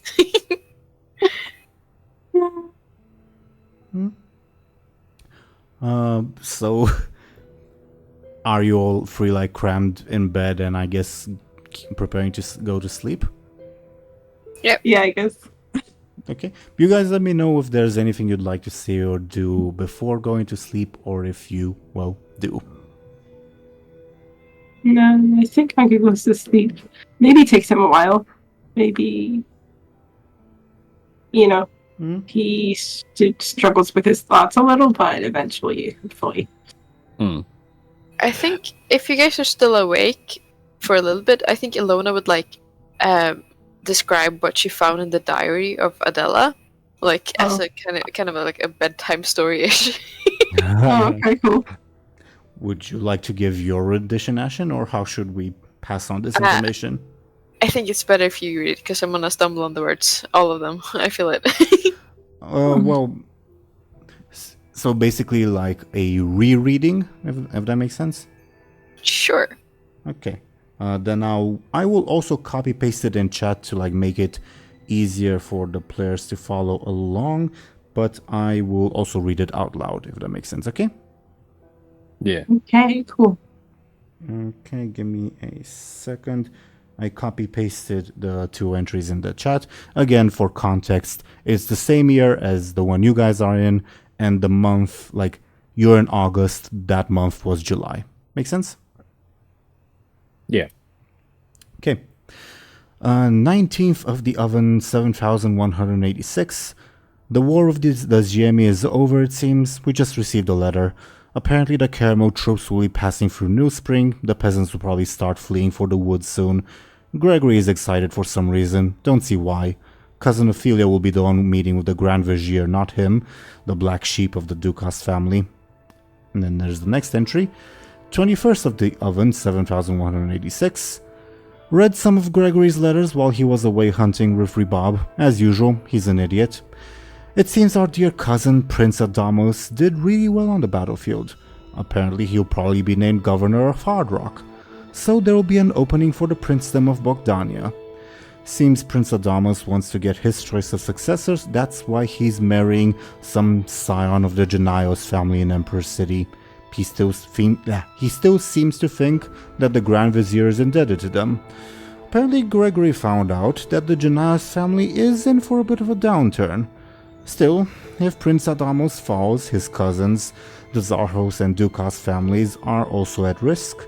Gregory's hedging his bets on bribing the bishops of the East. Bold move, making an alliance with old Prince Lup's allies. Didn't do the old man much good when he got impaled and his daughter got assassinated. Well, or so they say. I still don't buy the story for her. We'll see what happens. I'll convince Gregory to let me go to the wedding. I know some Caramel dignitaries will be there. I'll be sure to bring them plenty of gifts. I hope August Pasha will be there. I know he fought during the war. Still, I don't know what to get cousin Prince Adamos, but I'll figure out something. Who knows, maybe an amateur comedian will fall into my lap. I just also have to say, I want to be the governor of Hard Rock. Yeah. It sounds awesome, so metal. Yeah. It is a place on the map, just north of the country you guys are in. I want to go there. It's on the bucket list. It's in universe known as a very impressive fortress, so it's quite an achievement that it was conquered. Ooh. Very nice. I feel like that's a lot to take in, that letter. That's a lot to consume. Journal but entry, but yeah, it's quite a lot going on. Yeah, it's interesting though. It's cool that what is it? There was a thing that was like, oh, the role of prince is up or something. Basically, yeah, the prince can't hold like two positions, so to say, at the same time. So when he'll be named governor, he'll have to renounce the title of prince. I see. Would a governor be like higher than a prince? In the Caramel hierarchy, they're more or less the same, but you can assume that being the governor of Hard Rock or a like important border region would have a little bit more prestige. Okay. So basically, the prince is out, so dear Gregory is like thinking about who's gonna be the replacement. Apparently, the prince is like using the wedding to like make an alliance, but Adela thinks, oh, the people he's allying with aren't worth anything. And she's saying, well, Gregory is like making some overtures with like the bishops of the East, which I don't think you necessarily know what that means. But Adela's pretty doubtful. She says, well, the bishops of the East were the allies of some previous prince, and that didn't do too well for that one. Right. Yeah. Okay, interesting.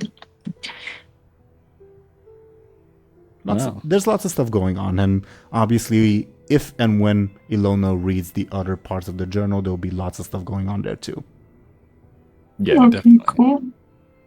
Muninn would say to Illona, like, good thing you picked that thing up. I mean, Muninn would ask, like, I don't think Adela would have given that to you, like, and Muninn would like wink, sort of thing.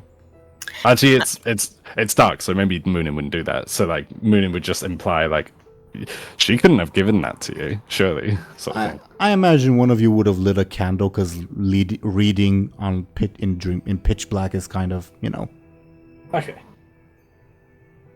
Illona would say, yeah, maybe she didn't give it to me. Maybe not. Yeah, that and the cat. I saw it was so cute. I just had to from the witch's hut. Yeah. It's very sweet. Well, I mean, I can't talk much, and then Muninn would like, if Muninn is on the edge of the bed, they would like push the books that are in the satchel like further underneath the bed so that they're hidden more. I would say They're in the middle. the bed doesn't really have an underneath because it's a straw bed with some. Oh, okay, sure. Well, Muninn would pat the satchel in that case and be like, I can't really talk much. So I mean, it's gonna be an interesting wedding to go to in that case. Yeah. So much happening. Mm. I guess we're lucky to go with these people, though. I feel like it's safer on the roads. Yeah, definitely. Anghel, I mean, there's a prince. I mean, it's there's a prince vacancy available. Like, it seems. I mean, if you wanted to be Prince Charming and Prince of Bodania, like, I guess now's your chance. Above board in the stories, Prince Charming does become, well, is like an actual piece royalty. So, you know. Anghel kind of frowns because he's thinking about the story, I guess, because he knows it, right? Yeah. Also, it depends on the story. Sometimes Prince Charming is born into royalty, other times he marries into royalty, but, you know. Yeah. Mm-hmm. I think Muninn would like lay there and like think out loud and say like, I mean, now that I think about it, it would be more like it would make more sense to save your sister if you were the prince rather than having to rely on some man that you've never met before. Be him, be the Prince of Bodania or not. Like, we don't really know who this guy is. So if you took his position, maybe we could do something with that. Anghel like looks at him like with wide eyes because he didn't consider this. So he's like, you know, Yeah. that's interesting. I didn't think about it that way. Well, not only that, and then like Muninn would like pat him in like a comrade kind of way and say like, you could afford like better clothes if you're a prince. Anghel looks down at his clothes like, what's wrong with these? Well, I mean, wouldn't you like something? I think Muninn would like feel bad a bit, feel a little bit bad, and it's like, oh well, you know, you could wear whatever you want if you're a prince, and I mean, you got many princesses like in line, like for you. Like, you don't have to just go. Like, you don't have to stick with the priestess, you know, if you don't want to. I was like really confused at this point. It's like, Just for context, in the stories, Prince Charming is always monogamous, but Show&Tell do whatever you want. yeah, Anghel doesn't get it either. He's like, what, whatever. I think like during your conversation, Illona would have like just snoring in the background. Yeah. She's out. Alright. I think Muninn would like rub their hands together and be like, right, let's get some rest. And they would like they would motion to like blow the candlelight out, unless Anghel does something. Oh, sure, yeah. Okay. They would. Like, I mean, it's the I don't know where the candle is, so whatever. I guess one of them blows it out. Yeah. So do you guys proceed to go to sleep? Yep. Yeah. Yeah. Okay. give me a second to look over something in my notes. Okay. And also give me a second to change the background music for something. Ooh. Something. Nervous. Honestly, so am I, but for different reasons, I guess. Okay. Illona, Ashen. Illona, you start waking up. It's still the middle of the night, but you've gotten a good nap in, and you stretch your arms, you stretch your legs, and you just feel like going hunting. That would be a good sport for the night. But then you remember, oh, Muninn and Anghel are nearby, and yeah, their company is pleasant, and oh, you smell something, and it smells like Muninn, and you go to whatever smells like Muninn, and you start touching it, and well, it feels like fun. It's like this weird, like spongy thing, and you keep touching it with your paws, and What? you continue. Oh my god! What? You continue. You continue like touching it, and like you get the claws out, cause yeah, this is fun to play with. Yeah, this is fun, and you touch it, and oh, is there something inside? Oh, this feels like fun. You like rub your snout onto it. Yeah, this feels good. You want to go like biting it. Yeah. Oh, good. Muninn and Anghel, can I get carefuls from you? What is happening? Yeah. I have become a cat. Nice. I got a 4. I got a 0. Angel's out like a light. Muninn, Okay. you start hearing like shuffling and tearing sounds coming from your bag, you think? No. I think Muninn would like slowly wake and be like, "Oh, what's Ashen, going on?" Illona, you hear motion. You feel tempted to run away. I run away. Yeah. Oh, You hear like some footsteps running out of the room. Muninn, you hear that? what? Muninn would like spring into action, and I think like kind of half dazed still, but like they would spring into action and be like, maybe grab the nearest dagger, and just be like, "Who is there?" Anghel is out like a light, and Illona does not respond. Let's put it that way. Okay. Illona, Muninn's tone feels kind of scary. You don't want to be near him. Oh, maybe you want to go outside. Hunting sounds like a good idea. Let's fucking go. Meow.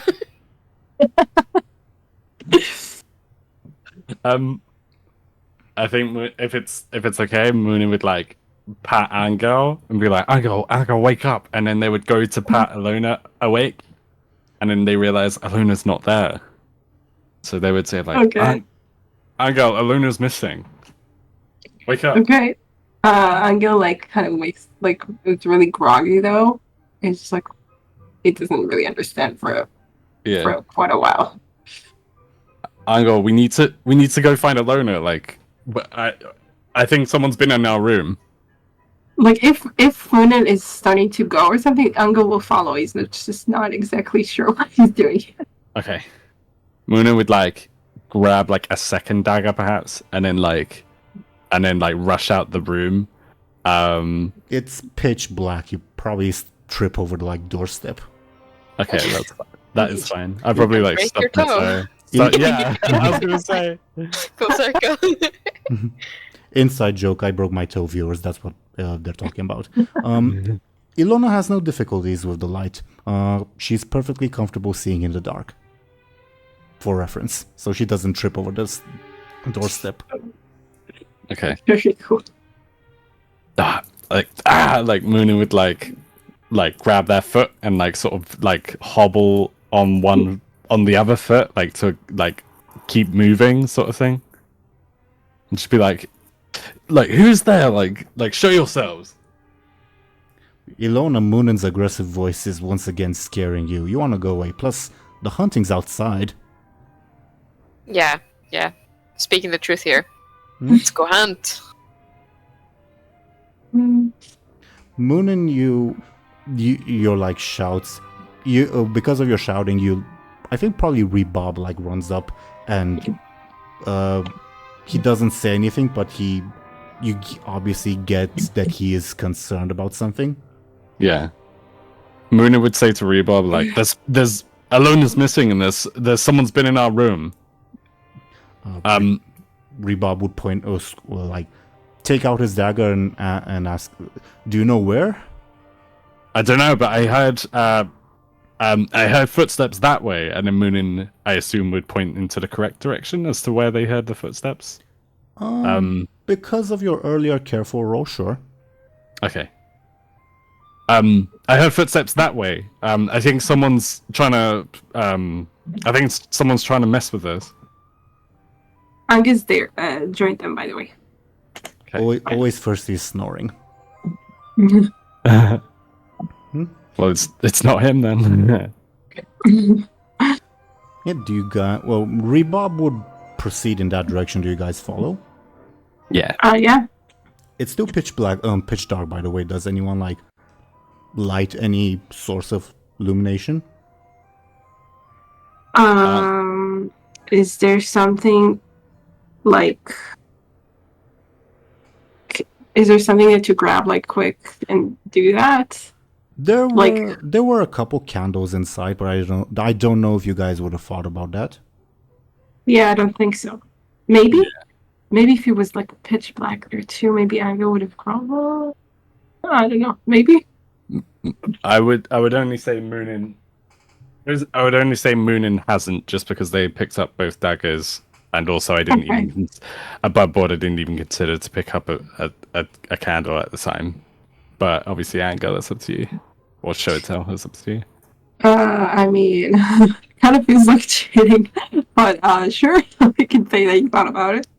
If you want, we can say that maybe Rebob asks anyone got a light, and that motivates Anghel to go back inside. Oh, okay, sure, let's do that. So he comes back out. Okay. Rebob, meanwhile, is asking, "What did you hear? How many of them were there?" Muninn, all I can tell you is it felt like you heard like small footsteps, so it sounds almost like a very young child, if that makes sense. Like that's the first thing that pops to mind. I think Muninn would like think that sounds ridiculous and instead say like imagine if Muninn said, "Oh, there's a child here." I think Muninn at first thinks that sounds ridiculous, and instead they say like, "I think there's only one of them, but I mean, I can't tell." Illona, I think you've just caught a mouse. You're chowing down. Feels very, very nice, and you hear Muninn and everyone else arguing in the distance, but you don't care. You've got your kill. You're nomming down. Feels good. Hell yeah. I feel like this is kind of like Illona's dreams come true. Like, without having to like really, I don't know, explain it or anything. just like an instinct. Kind of true. Yeah, this feels really in character. Can I get another careful from Anghel and Muninn to like determine where to follow the footsteps, like any trails and all that? Okay, let's try. I got it too. Would my stunt apply? Yeah. Okay. I got a 3+2. So 5. Yeah, Muninn, you hear like rustling. You're not sure if it's like an animal or like a small child, but definitely feel like get sort of like the same vibe as like the person who was just in your room. Okay. In that case, Muninn would like shout to everyone. Well, maybe not shout, but Muninn would say like to everyone else, like maybe in a hushed tone, like, I think I found who's been in our room. Like everyone, look over here, and they would like walk towards where the sound is. Can I get a sneaky from Anghel and Muninn will take the average, and Illona, you roll your careful. All right. Okay, awesome. Okay, sneaky. Oh no, I got a 0. Oh, I got a 4. I got a 1. Oh my gosh. Ashen, Illona, it's very, very obvious that Anghel and Muninn are trying to sneak in your direction. You find it kind of endearing, but also they're a little bit scary right now. What do you think you would do? Who seems more chill? Not Muninn. Okay, then I'd probably go. Probably Rebob seems the most chill. Really? Oh yes. in that sense. case, I would go to Rebob. Okay. Yeah, I think that would bring you into line of sight of more or less everyone. Though Rebob would see you first, and as the torch illuminates a little black cat, and Rebob sees it, you all hear something extremely uncharacteristic: a squeal of horror from Rebob. Oh my It was god. coming. Oh. Illona, that's scary. That's very, very scary. You want to run away. Probably do, yes. No. No. Could Muninn ask, like, what is it? What do you see? And then, like, notice the cat run away, or? Yeah, the cat would have been noticed. Okay. It's like, oh, it's just the cat. I don't think... Tools of the unclean one. I'm sorry? Sorcery, witchcraft, evil. Rebob, it's just a cat. Like, there's nothing... And then could Muninn, like... I'm going back to roll their it- house. What were you going to say, Dely? Muninn would say, like, it's just a cat. Like, we still got to find Illona, and then Muninn, like, could Muninn, like... I was gonna say, could Muninn roll a clever to, like, piece things together, or not really? Yeah, give me a clever, but it'll be a difficult roll, I guess. Okay. With By the way, my... does Anghel, like, does he, in Rima culture, does Oh yeah, it... Anghel, you can also roll clever, yeah. It'll be slightly easier. Well, actually, yeah, you guys give me clevers. Okay. Would my stunt apply to that as well? Which one? Oh, wow, I got a 3. Whew. Anna, Look at Anghel being smart. yeah, well done. I was thinking of analytical mind when trying to decipher something. Muninn gets a +2 in their clever, so Yeah, it's sure, like they're sure, trying to sure. figure something out. Okay, Sure, cool. sure. Wow, I got a 7 +2. Holy. Okay. Anghel, of your role. Yeah, it's often said that either people who are cursed or witches turn into animals, especially at night. But I don't know necessarily if you'd make the Illona connection.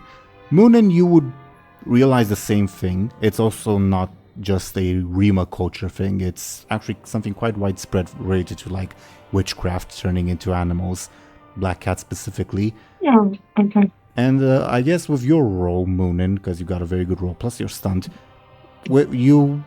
I think you'd be able to piece it together with the like little charm and Yeah, all that. because that was the thread that I was like Mhm, thinking Muninn would tie it together. So both of you do. Angel's not quite there yet, but Muninn, you piece it together. Yeah, it doesn't realize it's not. Basically. By some miracle, I think Muninn, like, because I feel like it was very lucky that that I got a higher roll like that above board. But by some miracle, like, Muninn ties the threads together and like sheaths their daggers and says like, "It's Illona," like referring to the cat. Illona, you recognize your name, but you don't care.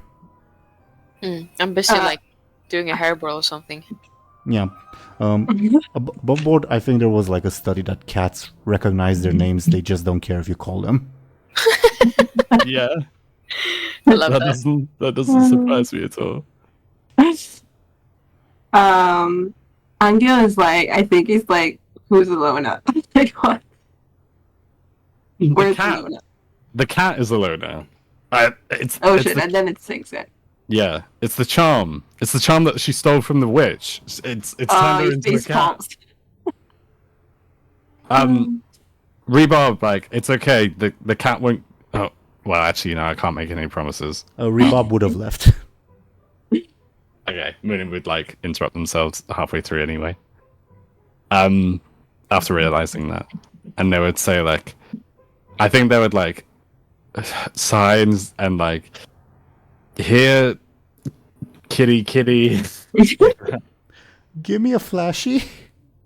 -2. Got -2. Illona, Muninn was scary earlier. You don't want to be around them. Okay. Muninn would just, like sigh in frustration and say like, "Oh, I hate cats." Did this, like, I don't know. Would Anghel have some experience with cats or something? I don't know. Like, maybe we need to... Entirely up to you. That's entirely up to you. It can go either way. Okay. Like, yes, cats can be cat. cats can be household animals, so it's up to you. Yeah. Okay. Like, I'm wondering if he never had a cat, would he think of maybe, I don't know, luring it with food or something?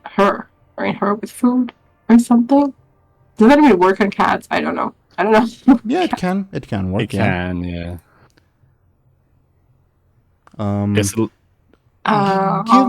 Give me, I guess, a clever, because cats can be picky with their food. Okay. Ooh, a 2. Not bad. Cats don't like salty food, so the salted meat that you guys have will probably not work. Same with the squirrels that Illona has. And they like fresh stuff more than anything. So ideally, if you could find fresh, unsalted meat, that would definitely be the best thing to get Illona's attention.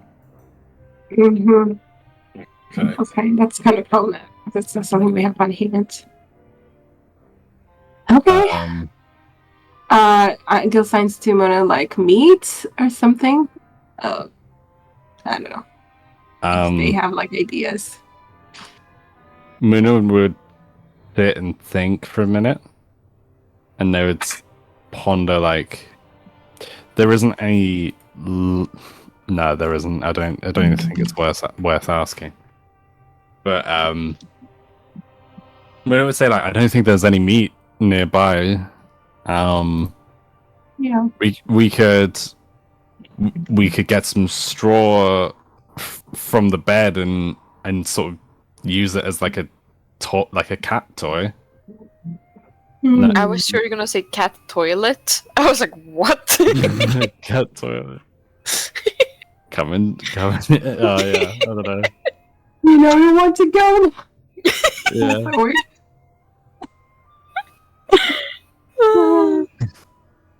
Big stinky. Okay. Yeah, that's an idea. So, I mean, maybe Anghel should do it because he has a better flashy. And I mean, I worked on that. I changed for that flashy. Like my aspects, his aspects. It's also like you don't have to do it on your own. You guys can work together. Yeah. Yeah. But if we both went up to get the straw and then came back down, I assume. I think Muninn would not support. I think support is the word actually. Assist Anghel. Yeah. By making noises like. Yeah, exactly. I don't think it would come through the mic, but where you go like, or whatever. It didn't go through to the mic. Yeah. Okay, it's like kissing sounds or whatever, but like not. Oh yeah. Well, you kiss your teeth. Sure. That's it. I would count that as you assisting Anghel, if that makes sense. Yeah. Okay. Okay, so flashy. Please, and say out loud what you get. Okay. Wow. 6! Nice! Wow. Yeah. You proved Really useful good. for now. Mm-hmm. Illona, something sounds good where Anghel and Muninn are at. You've been like probably watching them from a tree as they like scramble back and forth. It's pretty entertaining, I'm being honest. And Anghel brings out something that makes like almost like a. What's that sound? Oh, you want to go closer? That sounds fun. Is it something to Yeah, I eat? want to join the party. Hmm? Sounds like awesome times there. Anghel and Muninn, you hear something jump down from a tree. And walk Okay. and like grass being disturbed as something walks in your direction. Nice. Yeah. Are we ready to catch her or something? Like, I feel like Anghel is probably busy with the, Yeah, I think Muninn would try and catch. I assume we might have like spoken about this beforehand, but I planned it beforehand. Muninn would try and catch the cat. Although I'm just thinking, what stats would involve that? Quick. Oh, quick, yeah. So Muninn would definitely try and catch the cat, but obviously Muninn wouldn't try to make it seem obvious, and instead, Quick, careful, or sneaky. Okay. Muninn hasn't tried yet, though, if that makes sense. I think Muninn would keep going with Anghel until, like, the cat is, Illona, is close enough. Yeah, Illona, you come closer, and you feel very curious about what's in Anghel's hand. You know when like the cats just lay down and then like wiggle their butt and like the eyes go super wide, like right before they launch for something? Oh, yeah. I think that would be me right now. And That's I'd like leap into the air to catch the grass that Anghel is holding. As Illona leaps into the air, can Muninn really quickly, like, catch her midair, like, as fast as they can? This, I'll require opposed quicks from the two of you, because this is, definitely a scenario for that. This is scary, because your quick is better than mine. Yeah. Okay. I'm up for it, though. I'm up for it. Okay. I got a 2. Fuck. Oh, I got a 2. A 2 versus a 2. If this were an NPC, then we would go with the like tie on overcome rules. But since you guys are player characters, I would suggest re-rolling both of you. Okay. All right. Cool. I got a 6. Oh, damn. I got a 4. Muninn, That was a good roll, though. That was a good roll. Muninn, you are surprisingly quick for yourself. Like, you're not used to being this quick, and you think you make a good grab. But Illona's just that much faster and slipperier as she makes a leap, grabs the little toy that Anghel made, and Ashen, do you think Illona cat would run away, or would she stay and play with the toy? Probably run away, because cats think of like toys as prey things, and they don't want to share. Like, do I have this Anghel still hold it, or can I just take it and run? Can I could try to grab her as she does that? I mean, he has a really bad quick. Never gonna happen, but he can try. Give me a quick, but it is mathematically impossible for you to reach Illona's roll. Oh, okay, it's the same roll. Okay, never mind. You can try, for like narrative's sake. Sure, we can see they did narratively, like, or like to see if something bad happens. I don't know. Potentially. Okay. It's a 4. That's actually a good roll. Wow. Yeah, with a 4, Anghel, you're also quicker and more determined than you've ever been before, but Illona cat is just too fast for the both of you. Illona Too cat. bad. And like I wiggle away with the toy in my mouth. I'm so happy. Mhm. toy. That is just straw. I wonder how that feels. But okay. Really good toy, thank you. I enjoy Yeah. it. Top tier. Oh damn it! Reminds you of sort of ish, but not really reminds you, Illona, of the thing you were chewing. Feels good. Nice. Feels good. I really want to know what she was chewing earlier, or like pressing a pause into earlier. But obviously, we'll know later. I think Muninn would like try and Muninn would keep chasing after Illona. I think because that's. I don't know. I feel like that's the only thing they can do for now, at least. Illona Muninn is being very scary. You don't want to go near them. I don't. It's If gonna be a menace here. if you guys want, you can give me a post quicks again. Yeah. Do you want to? Sure. Okay. Got a 4. Whoa. Oh! Oh, Oh, a 7. Damn. holy mama. Muninn, you unlock hidden reserves of speed and agility that you didn't know you had in you. Practically ever. That's, I think, your best quick roll ever. And Illona, you're running along your average speed for your cat form, when out of nowhere Muninn, I don't know, swoops you, like picks you up. What would Muninn do? Are you asking me? Sorry. Yeah. I imagine like after Illona got away, Muninn was like pissed off, and they were like, come back here, and they would like, yeah, like I said, they would run as fast as they can, almost tripping over maybe at some point, but then they would just like grab Illona and like not restrain, maybe restrain, because cats can be quite vicious. Illona, you are picked up.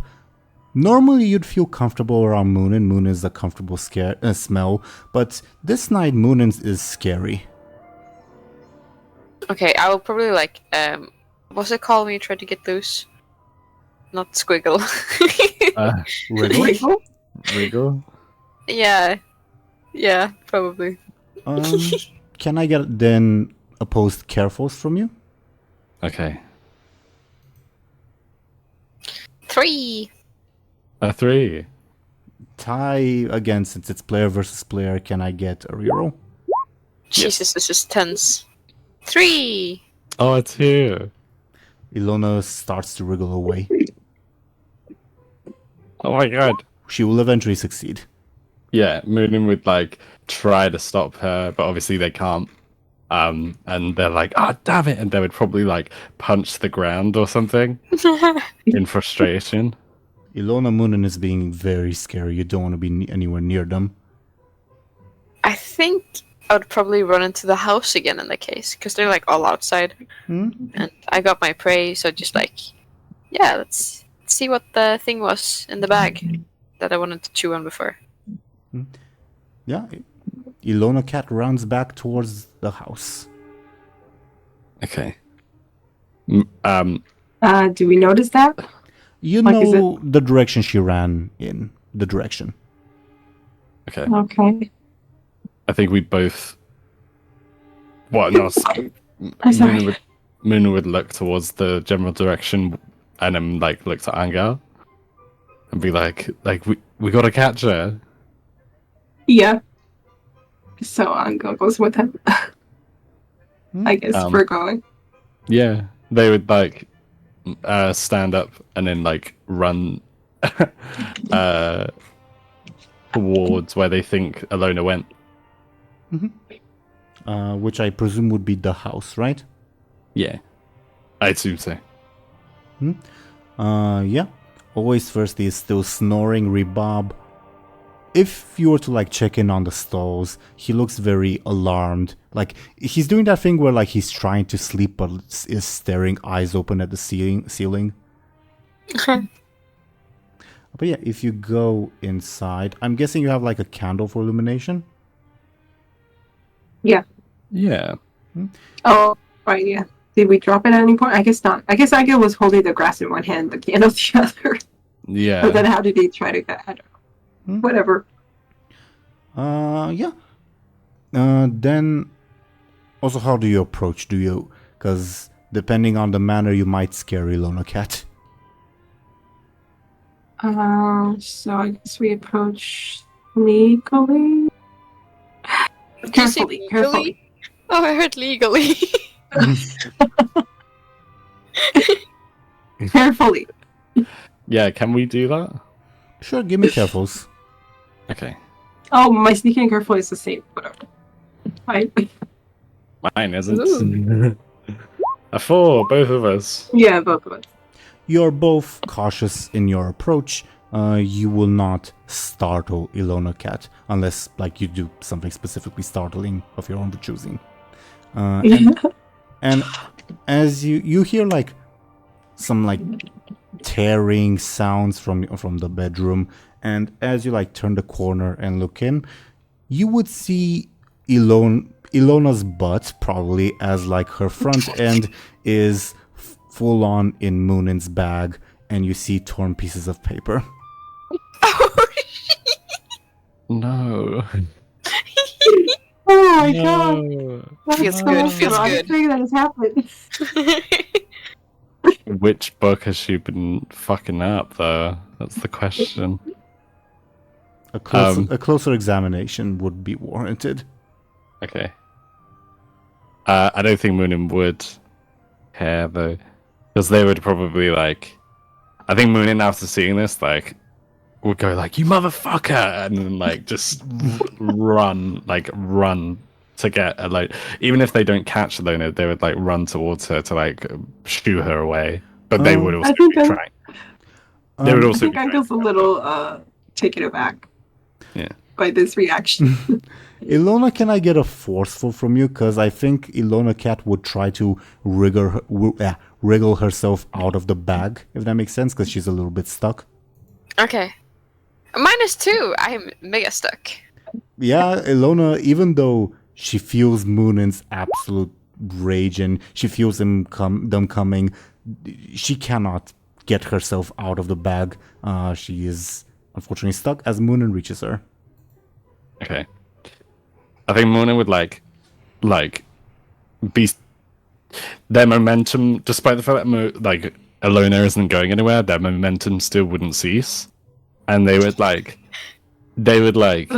grab like the bag like super quick, and then like really like quickly like reach their hand in, and then like if they can, they would try and like Illona's butt's out. You can grab her by the butt. Well, the hind end, I should say. Okay. Muninn would grab the lower half. I don't know how to say it. Yeah. It sounded very Trumpy. Grab him by the butt or something. Yeah. Not my intention, but you know that thing where like cats scavenge and like they have their front half submerged in something? That's what I meant. Yeah. Muninn would grab Illona's like back, lower half back, and then hold her upside down. Muninn was gonna originally like grab her by the scruff, but I think they would not be looking where they were like grabbing and like grab her lower back instead, and then hold her upside down and be like, "What are you like? I got her." Meow. Yeah, I'd be like frantically clawing everywhere. Like, what the fuck? I'm upside down. No. Yeah, this is very, very agitating for Illona.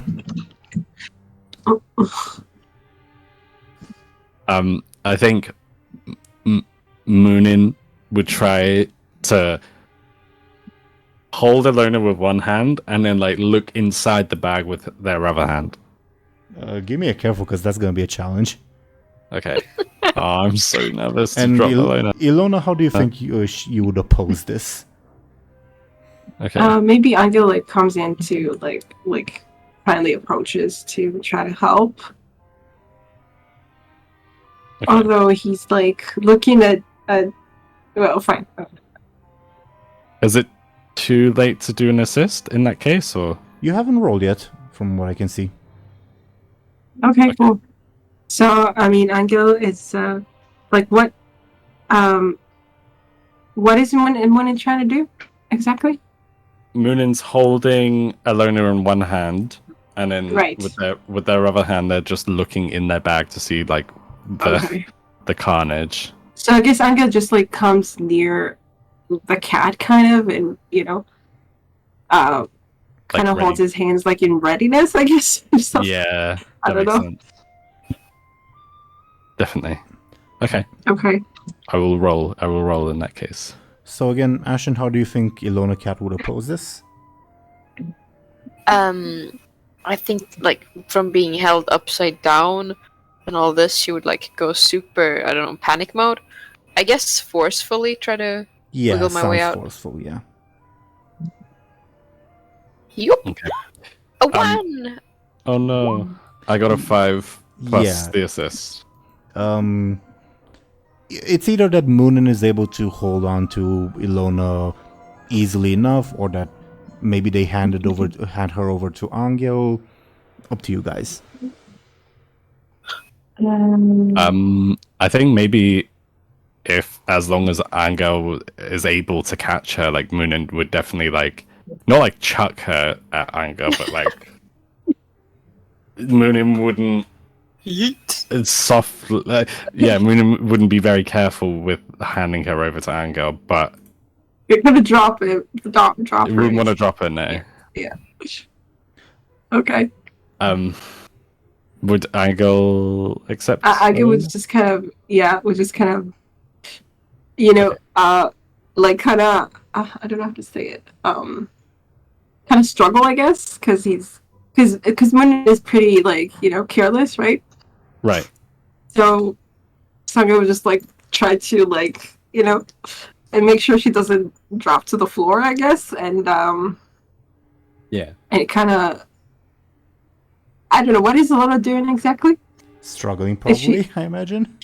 Yeah. So Paws and claws So- everywhere. Sangha struggles with that too, obviously. Because of the roles, Illona will be held in check, for lack of a better term, but it's quite likely that Anghel will be injured. Yeah, definitely. Like I imagine scratches Yeah. on his face, kind of. I don't know. Yeah, definitely. As for the damage, Deli, do you know how to roll a d20? Basically a fate roll? gosh. There's a button that says D20. Yeah, that should do. You can also do it manually, but I think the button should also be good. Okay, I'll try the button first and we'll see. The higher the number, the better. Oh no, got a 9. Oh Okay. shit. Okay. Fortunately, your personal journal is untouched. And Okay. the very expensive history of the world since wherever book seems more or less untouched as well. Maybe you see a few stray cat hairs here and there. Okay. Unfortunately, the silver book, the one about old languages and all that, it's quite damaged. Oh. I think Muninn would be really angry and throw the book, the silver one at least. They would in a almost a tantrum in a way. They would throw the book aside and be like, "Oh god damn it!" like that. It's not entirely destroyed, I'll say that much. There's still at least 70% of the pages are fine, but 30% are destroyed, and then another 30% have damage. You know what I mean? Yeah, I see what you're saying. They would throw the book aside and in frustration, the one that is damaged, and they would stand there to Illona and Anghel, this would probably seem an irrational reaction. They are being irrationally angry. And they would hold their you know where you pinch your nose bridge? They would Yeah. be they would be pinching their nose bridge or whatever to the side as they're try and not overreact, but obviously it's not working. Damn. Yeah. And it doesn't even seem like the fact that the two most valuable books in their collection are undamaged. That fact doesn't really matter. It seems to them. Damn. Yeah. This is why I hate cats, like Muninn would say. Illona would like hiss at Muninn. Yeah. How do we? Muninn would ask, almost snappy at Anghel, like, how do we? I mean, you know more about this than me. How do we turn her back? I guess, like, okay. Based on the clever roll from earlier, I guess, both of you would probably know that witches tend to turn into animals mostly at night. Okay. So in the day. Oh, okay. Yeah.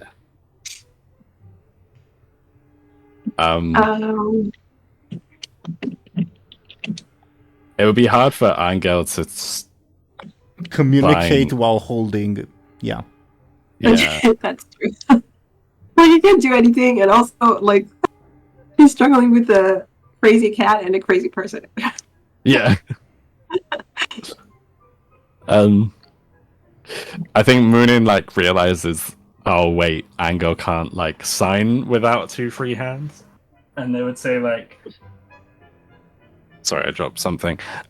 They would say like, oh, forget it. Like, did Muninn come to the same conclusion as I like, think oh so. yeah, Especially since they got that good of a roll earlier. Yeah. okay. Muninn would like say like, oh, why am I asking you? Like, she'll turn back to normal in the morning. Okay. We need to get rid of that. We need to get rid of that fucking like cat statue in the like as soon as she comes back to normal. Yeah, Anghel kind of nods, like, sure. I feel like, weirdly, I feel like Anghel is like more connected to the Illona cat than he is to Illona. Nice. Like, he's kind of, because Muninn is like angry at Illona, but he's sticking it out on Anghel too. So I feel like they're kind of.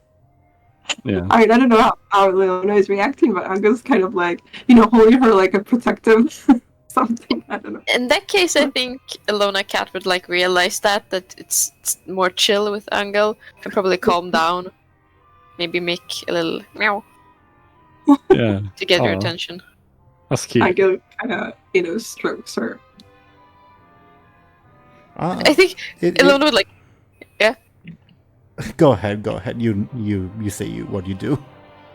Okay, I think Illona would like purr and like lay down in like Anghel's arms. Like, yes, finally some chill time. Oh, bless. But not all cats are like touchy cats. My cat, for instance, isn't one. So I was gonna leave the choice up to Illona if Illona cat would be. Yeah. I think Illona cat would be. She falls asleep quickly with that. She's like purring right now. At least someone's happy.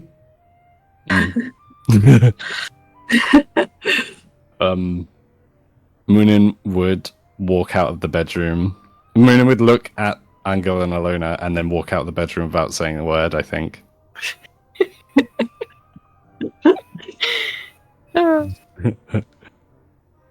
And yeah. Is this a good spot to enter today's session? Yeah, sure. I think so. Yeah. Dude, that was so unexpected. I love that. Wow. Yeah, it was fun. That was so cool. Yeah. I'm glad I compelled Illona to do that. Yeah, it definitely turned out great. Did you have it planned? Did you have it planned since then, or did you like decide before the session, like, oh yeah, that's a good idea?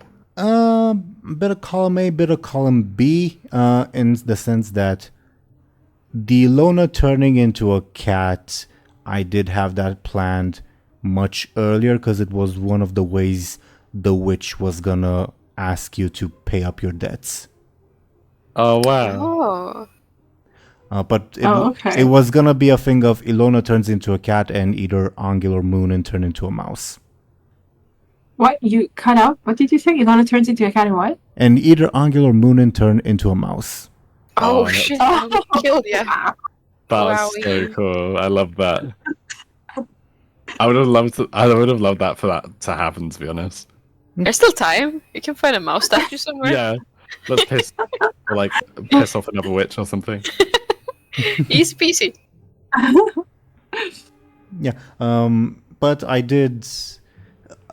When I compelled Ashen to steal the first thing she saw, at first when I compelled her, I didn't know what she would steal. Then the thought came to mind, wait, let's have it like be a carving of a black cat and I can do the other thing that I planned. Basically. Yeah.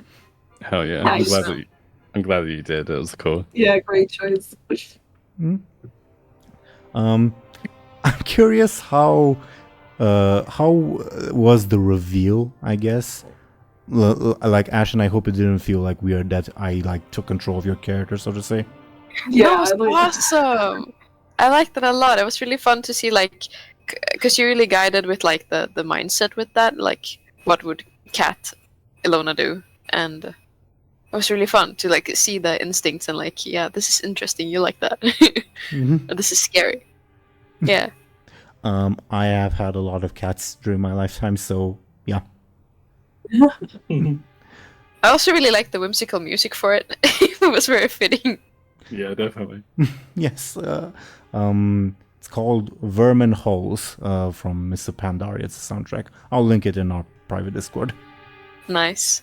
Oh, and also about the cat toilet thing. That was really funny because I had a cat a few years ago, and one time she got lost in like a little what do you call it? It's like little small houses that you rent. And we couldn't find her for like days. But the only thing she would come back for was her cat toilet. She was like toilet inside cat. So we left the cat toilet there. And then we just saw her one day. Like, yes, finally you're back. Oh my god. That's so good. Nice. Would have worked. All's well that ends well, I guess. Yeah. Also, funnily enough, the like little token for like the wooden cat, it's a badly not drawn, but like a bad Photoshop outline of an actual picture of one of my old cats. Really? Oh. Oh, I gotta that's so zoom in now. cool. You won't be able to see anything because it's just like a blank color, but I'll post the actual image in our Discord later. Please do, please do. Hmm? That's sweet. But other than the ending, which, don't get me wrong, was something, what did you all think of the rest of the episode? Yeah, it was really cool. It was cool to like hit the road again. Yeah. And like, yeah, like I'm gonna miss. I feel like we're gonna miss New Spring. Not to speak for everyone, but like, it's gonna be sad to leave New Spring. Not that we'd like never go back ever, but like, it's cool to like make progress, you know. Yeah, it felt kind of like not really used to being on the move again since we were. Yeah, like, we were there for quite a while, right? Yeah. So definitely like it. It's refreshing. Mm-hmm. Yeah, it was like Definitely. exciting. Like, oh, we're getting a new map. Yeah. Oh, we're getting another new map. Spoiled. You guys. I just really liked, like, it's really minor, but I just really liked that we got a chance to, like, for Anghel to kind of think about going back and when kind of convincing him. Like, I really needed that moment because I felt like, you know, like Yeah. Anghel was really teetering, and yeah. Anyway, so I'm glad that. I was going to That's out of the mention way. that. I was going to mention that because that did seem really like cinematic, like that whole scene. If you know what I'm saying, it seemed like narrative because like I don't know how to describe it, but some things that happen in the in this like campaign, it's like, wow, yeah, if this was like an actual written story, that would totally make sense if that happened at this exact spot, you know? Yeah. And that felt like that, you know? Cool. Yeah. I felt it was, like it was just good. Like it was just well placed and like it was I don't know. I loved how it played out. Yeah, definitely. I agree. And that's entirely your guys' merit for playing that scene. I guess any thoughts? I imagine you guys might have a lot of thoughts, but don't really know what to make of them. I guess of the journal entry you read. Yeah. Poor Gregory, I guess, or poor Adela, depending on. I mean, she's kind of stuck. I mean, I'm I don't know. Maybe Yeah. I'm assuming, but I don't know how much did she want it. Like, was she asked when she got married if she wanted to? She wasn't abducted. I'll say that much. But Like, maybe not abducted, but just kind of like, oh yeah, I'm going to marry you. I want you.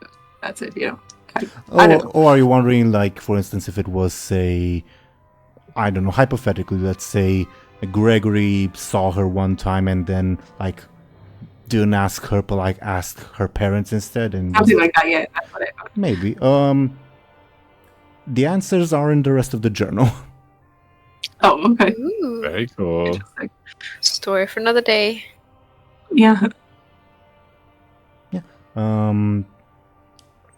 There's also there's general, like, thoughts. So, like, Ashen or anyone else, if you're curious, what's this lady's opinion on this one thing? I can answer that question more or less, but basically I have 3 things pre-written. One is for close to present day, which I've already sent to you guys. One's for sort of in the middle, and one's for sort of in the beginning, like stuff that would stand out. Because a lot of the journal is her being bedazzled at, like, gifts she receives from Gregory, but also disparaging him. Okay. Either way, thoughts on, like, the actual contents of the last thingy that I read? Yeah. It's interesting. What do you mean the last thing? Wait. The journal entry, basically. Yeah. The bit about. Oh, yeah. That was Yeah. funny. That was like. Like, The Adamos? Have we met that guy? No. No. that's the prince we're going to the wedding of, right? Oh, but I what think- was the other person? There was. No, maybe. Okay. All right. Did you mean like the very last sentence? I don't know what we're talking about. I did not just mean the very last sentence. I meant the whole thing in general, but sure. Okay, that's what I meant. Okay, whatever. Who's Pasha? Who's that? Pasha is a title. Means Okay. governor. Right. Okay. But Oguz is a name. But yeah. You have not met that individual. Interesting. Yeah. I'm excited. I'm excited for next week. It's only Monday today, and I'm excited for next week already.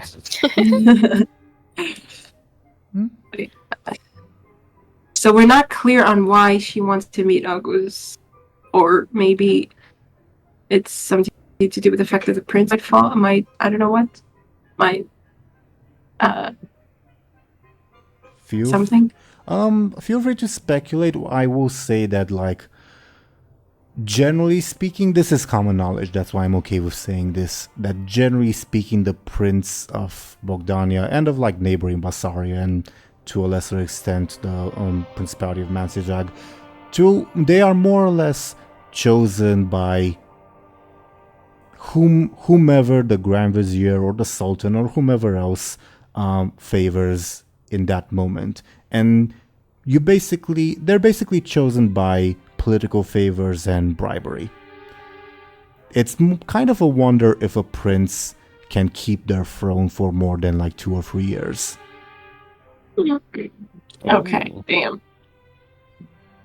What happens to them? Like, are they killed usually, or are they just... Case by case basis. Sometimes they can be replaced for incompetence or treason, in which case, not good for them.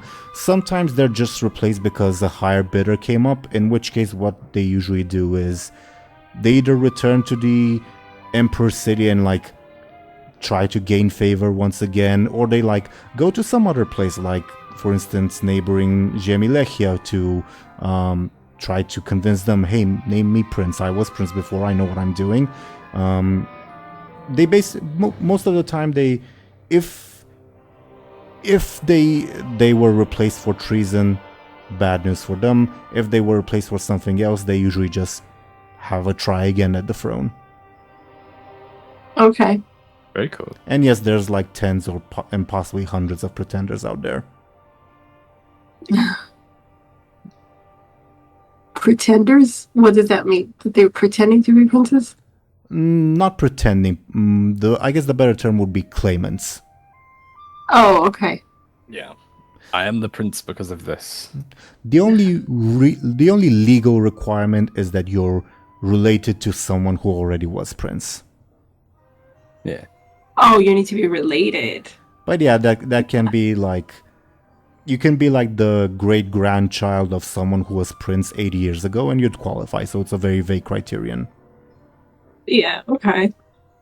Very cool.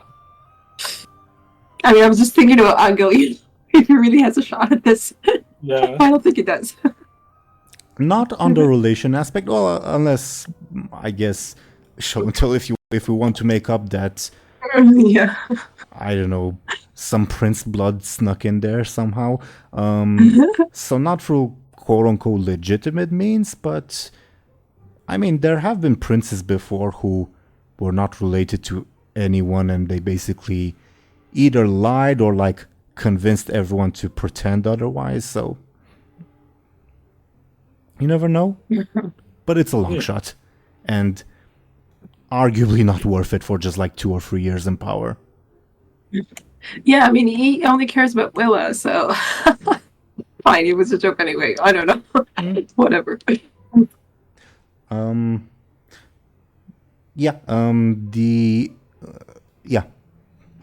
Without going into further detail, I guess it's technically possible for all 3 of you, legally, to become prince, but it'll be a long shot. Well,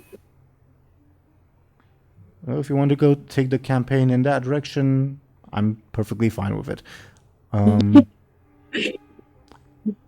Either way, go ahead. Make Anghel prince.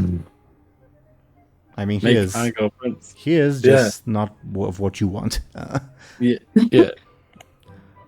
Trying to think of if there's anything else that happened this session. Oh yeah, the thing I wanted, me and Dely wanted Muninn to talk with Illona about was the thing about the carving that she gave to the witch.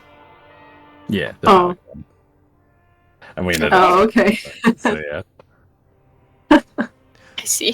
When I told, I gave Dely a recap of what happened in writing, and funny enough, we also I think they talked about it with Zelrus, a player in the other campaign, on their stream. That, from what I saw, was Dely's highlight of what they missed in the previous session. Illona's misunderstanding. Well, Ashen's misunderstanding, I guess. Yeah, it was really funny. Nice. It was entertaining to be there. Yes. And Show&Tell caught that Ashen didn't know what that meant. I thought Ashen knew and she was just playing it completely straight. You never know. You never know. Either way, I'm glad we resolved the squirrel plot line. If you want, Ashen, I didn't want to do it now because I had the cat scene in mind that I wanted to get to. But if you want, we can have a brief flashback scene of Illona and Miku with the squirrel thing, I guess. I'm happy with just having them. I'm happy. I remembered. I didn't think I would. but just having them is enough. That's awesome. Good on you. Good on you either way. Okay. I don't know. Do you all have any other thoughts for our viewers before we go into our shoutouts? Oh. Don't think so. Vegetables. Be a vegetable. Be Be a vegetable. Oh god, that could sound really bad. Oh no. Try our hardest not to do that. Be whatever you want to be. If you want to be a vegetable, it's fine. It's cool. Yeah. Okay. Well, dear viewers, thank you for watching and listening to us. Let's see what these people are up to. The dice say that we should start with Dely and have them talk about themselves and what they are doing. Dely, could you please go ahead? Absolutely. Hello, everyone. I am Dely. Outside of these sessions, I am a Goblin VTuber on Twitch. You can find me there and also on Twitter. I stream variety, and my streaming schedules are pretty variety as well, if you catch my meaning. So if you actually want to know when my streams are happening, go to my Twitter. Do check that out. And it honestly was really fun to catch one of the streams last week. I'm happy I did. Yeah. Thank you. Thank you as well. Dely, do check them out. Next, we would have Ashen. Ashen, could you please talk about yourself and what you're doing? Sure. You can find me on Instagram if you like art and stuff. I do most things, creative things. Like in the future, might be a bit more woodworking. I have a feeling might be that direction, but I'm also available for commission for like the next few months with art stuff. So if you want to have a digital piece, you know who to call. Awesome. Looking forward to that, and do check Ashen out. Thank you very, very much. Next, we would have Show&Tell. Show&Tell, could you please go ahead and talk about yourself and what you're doing? Yes. So I'm Show&Tell, and I am on Patreon if you're interested in reactions to things. And yeah, that's about it for now. I say this every time, but she reacts to a lot of things. Like, you have an incredibly diverse calendar, and I'm not saying that ironically. So do check. Yeah. Do check Show&Tell out. And thank you very much. I was your Dungeon Master, Game Master, Teeironor. I do this series. It's a lot of fun. I also do another series set in the Warcraft universe. By the time you're watching next session, this session, you could see the other party sabotage themselves. Big deal. In the other campaign. Do check that out. Other than that, thank you once again for watching and listening to us. We should be back next week, but of course I'll let you all know on Twitter if we can't be for whatever reason. And we will see you then. Goodbye, everyone. Bye-bye. Goodbye.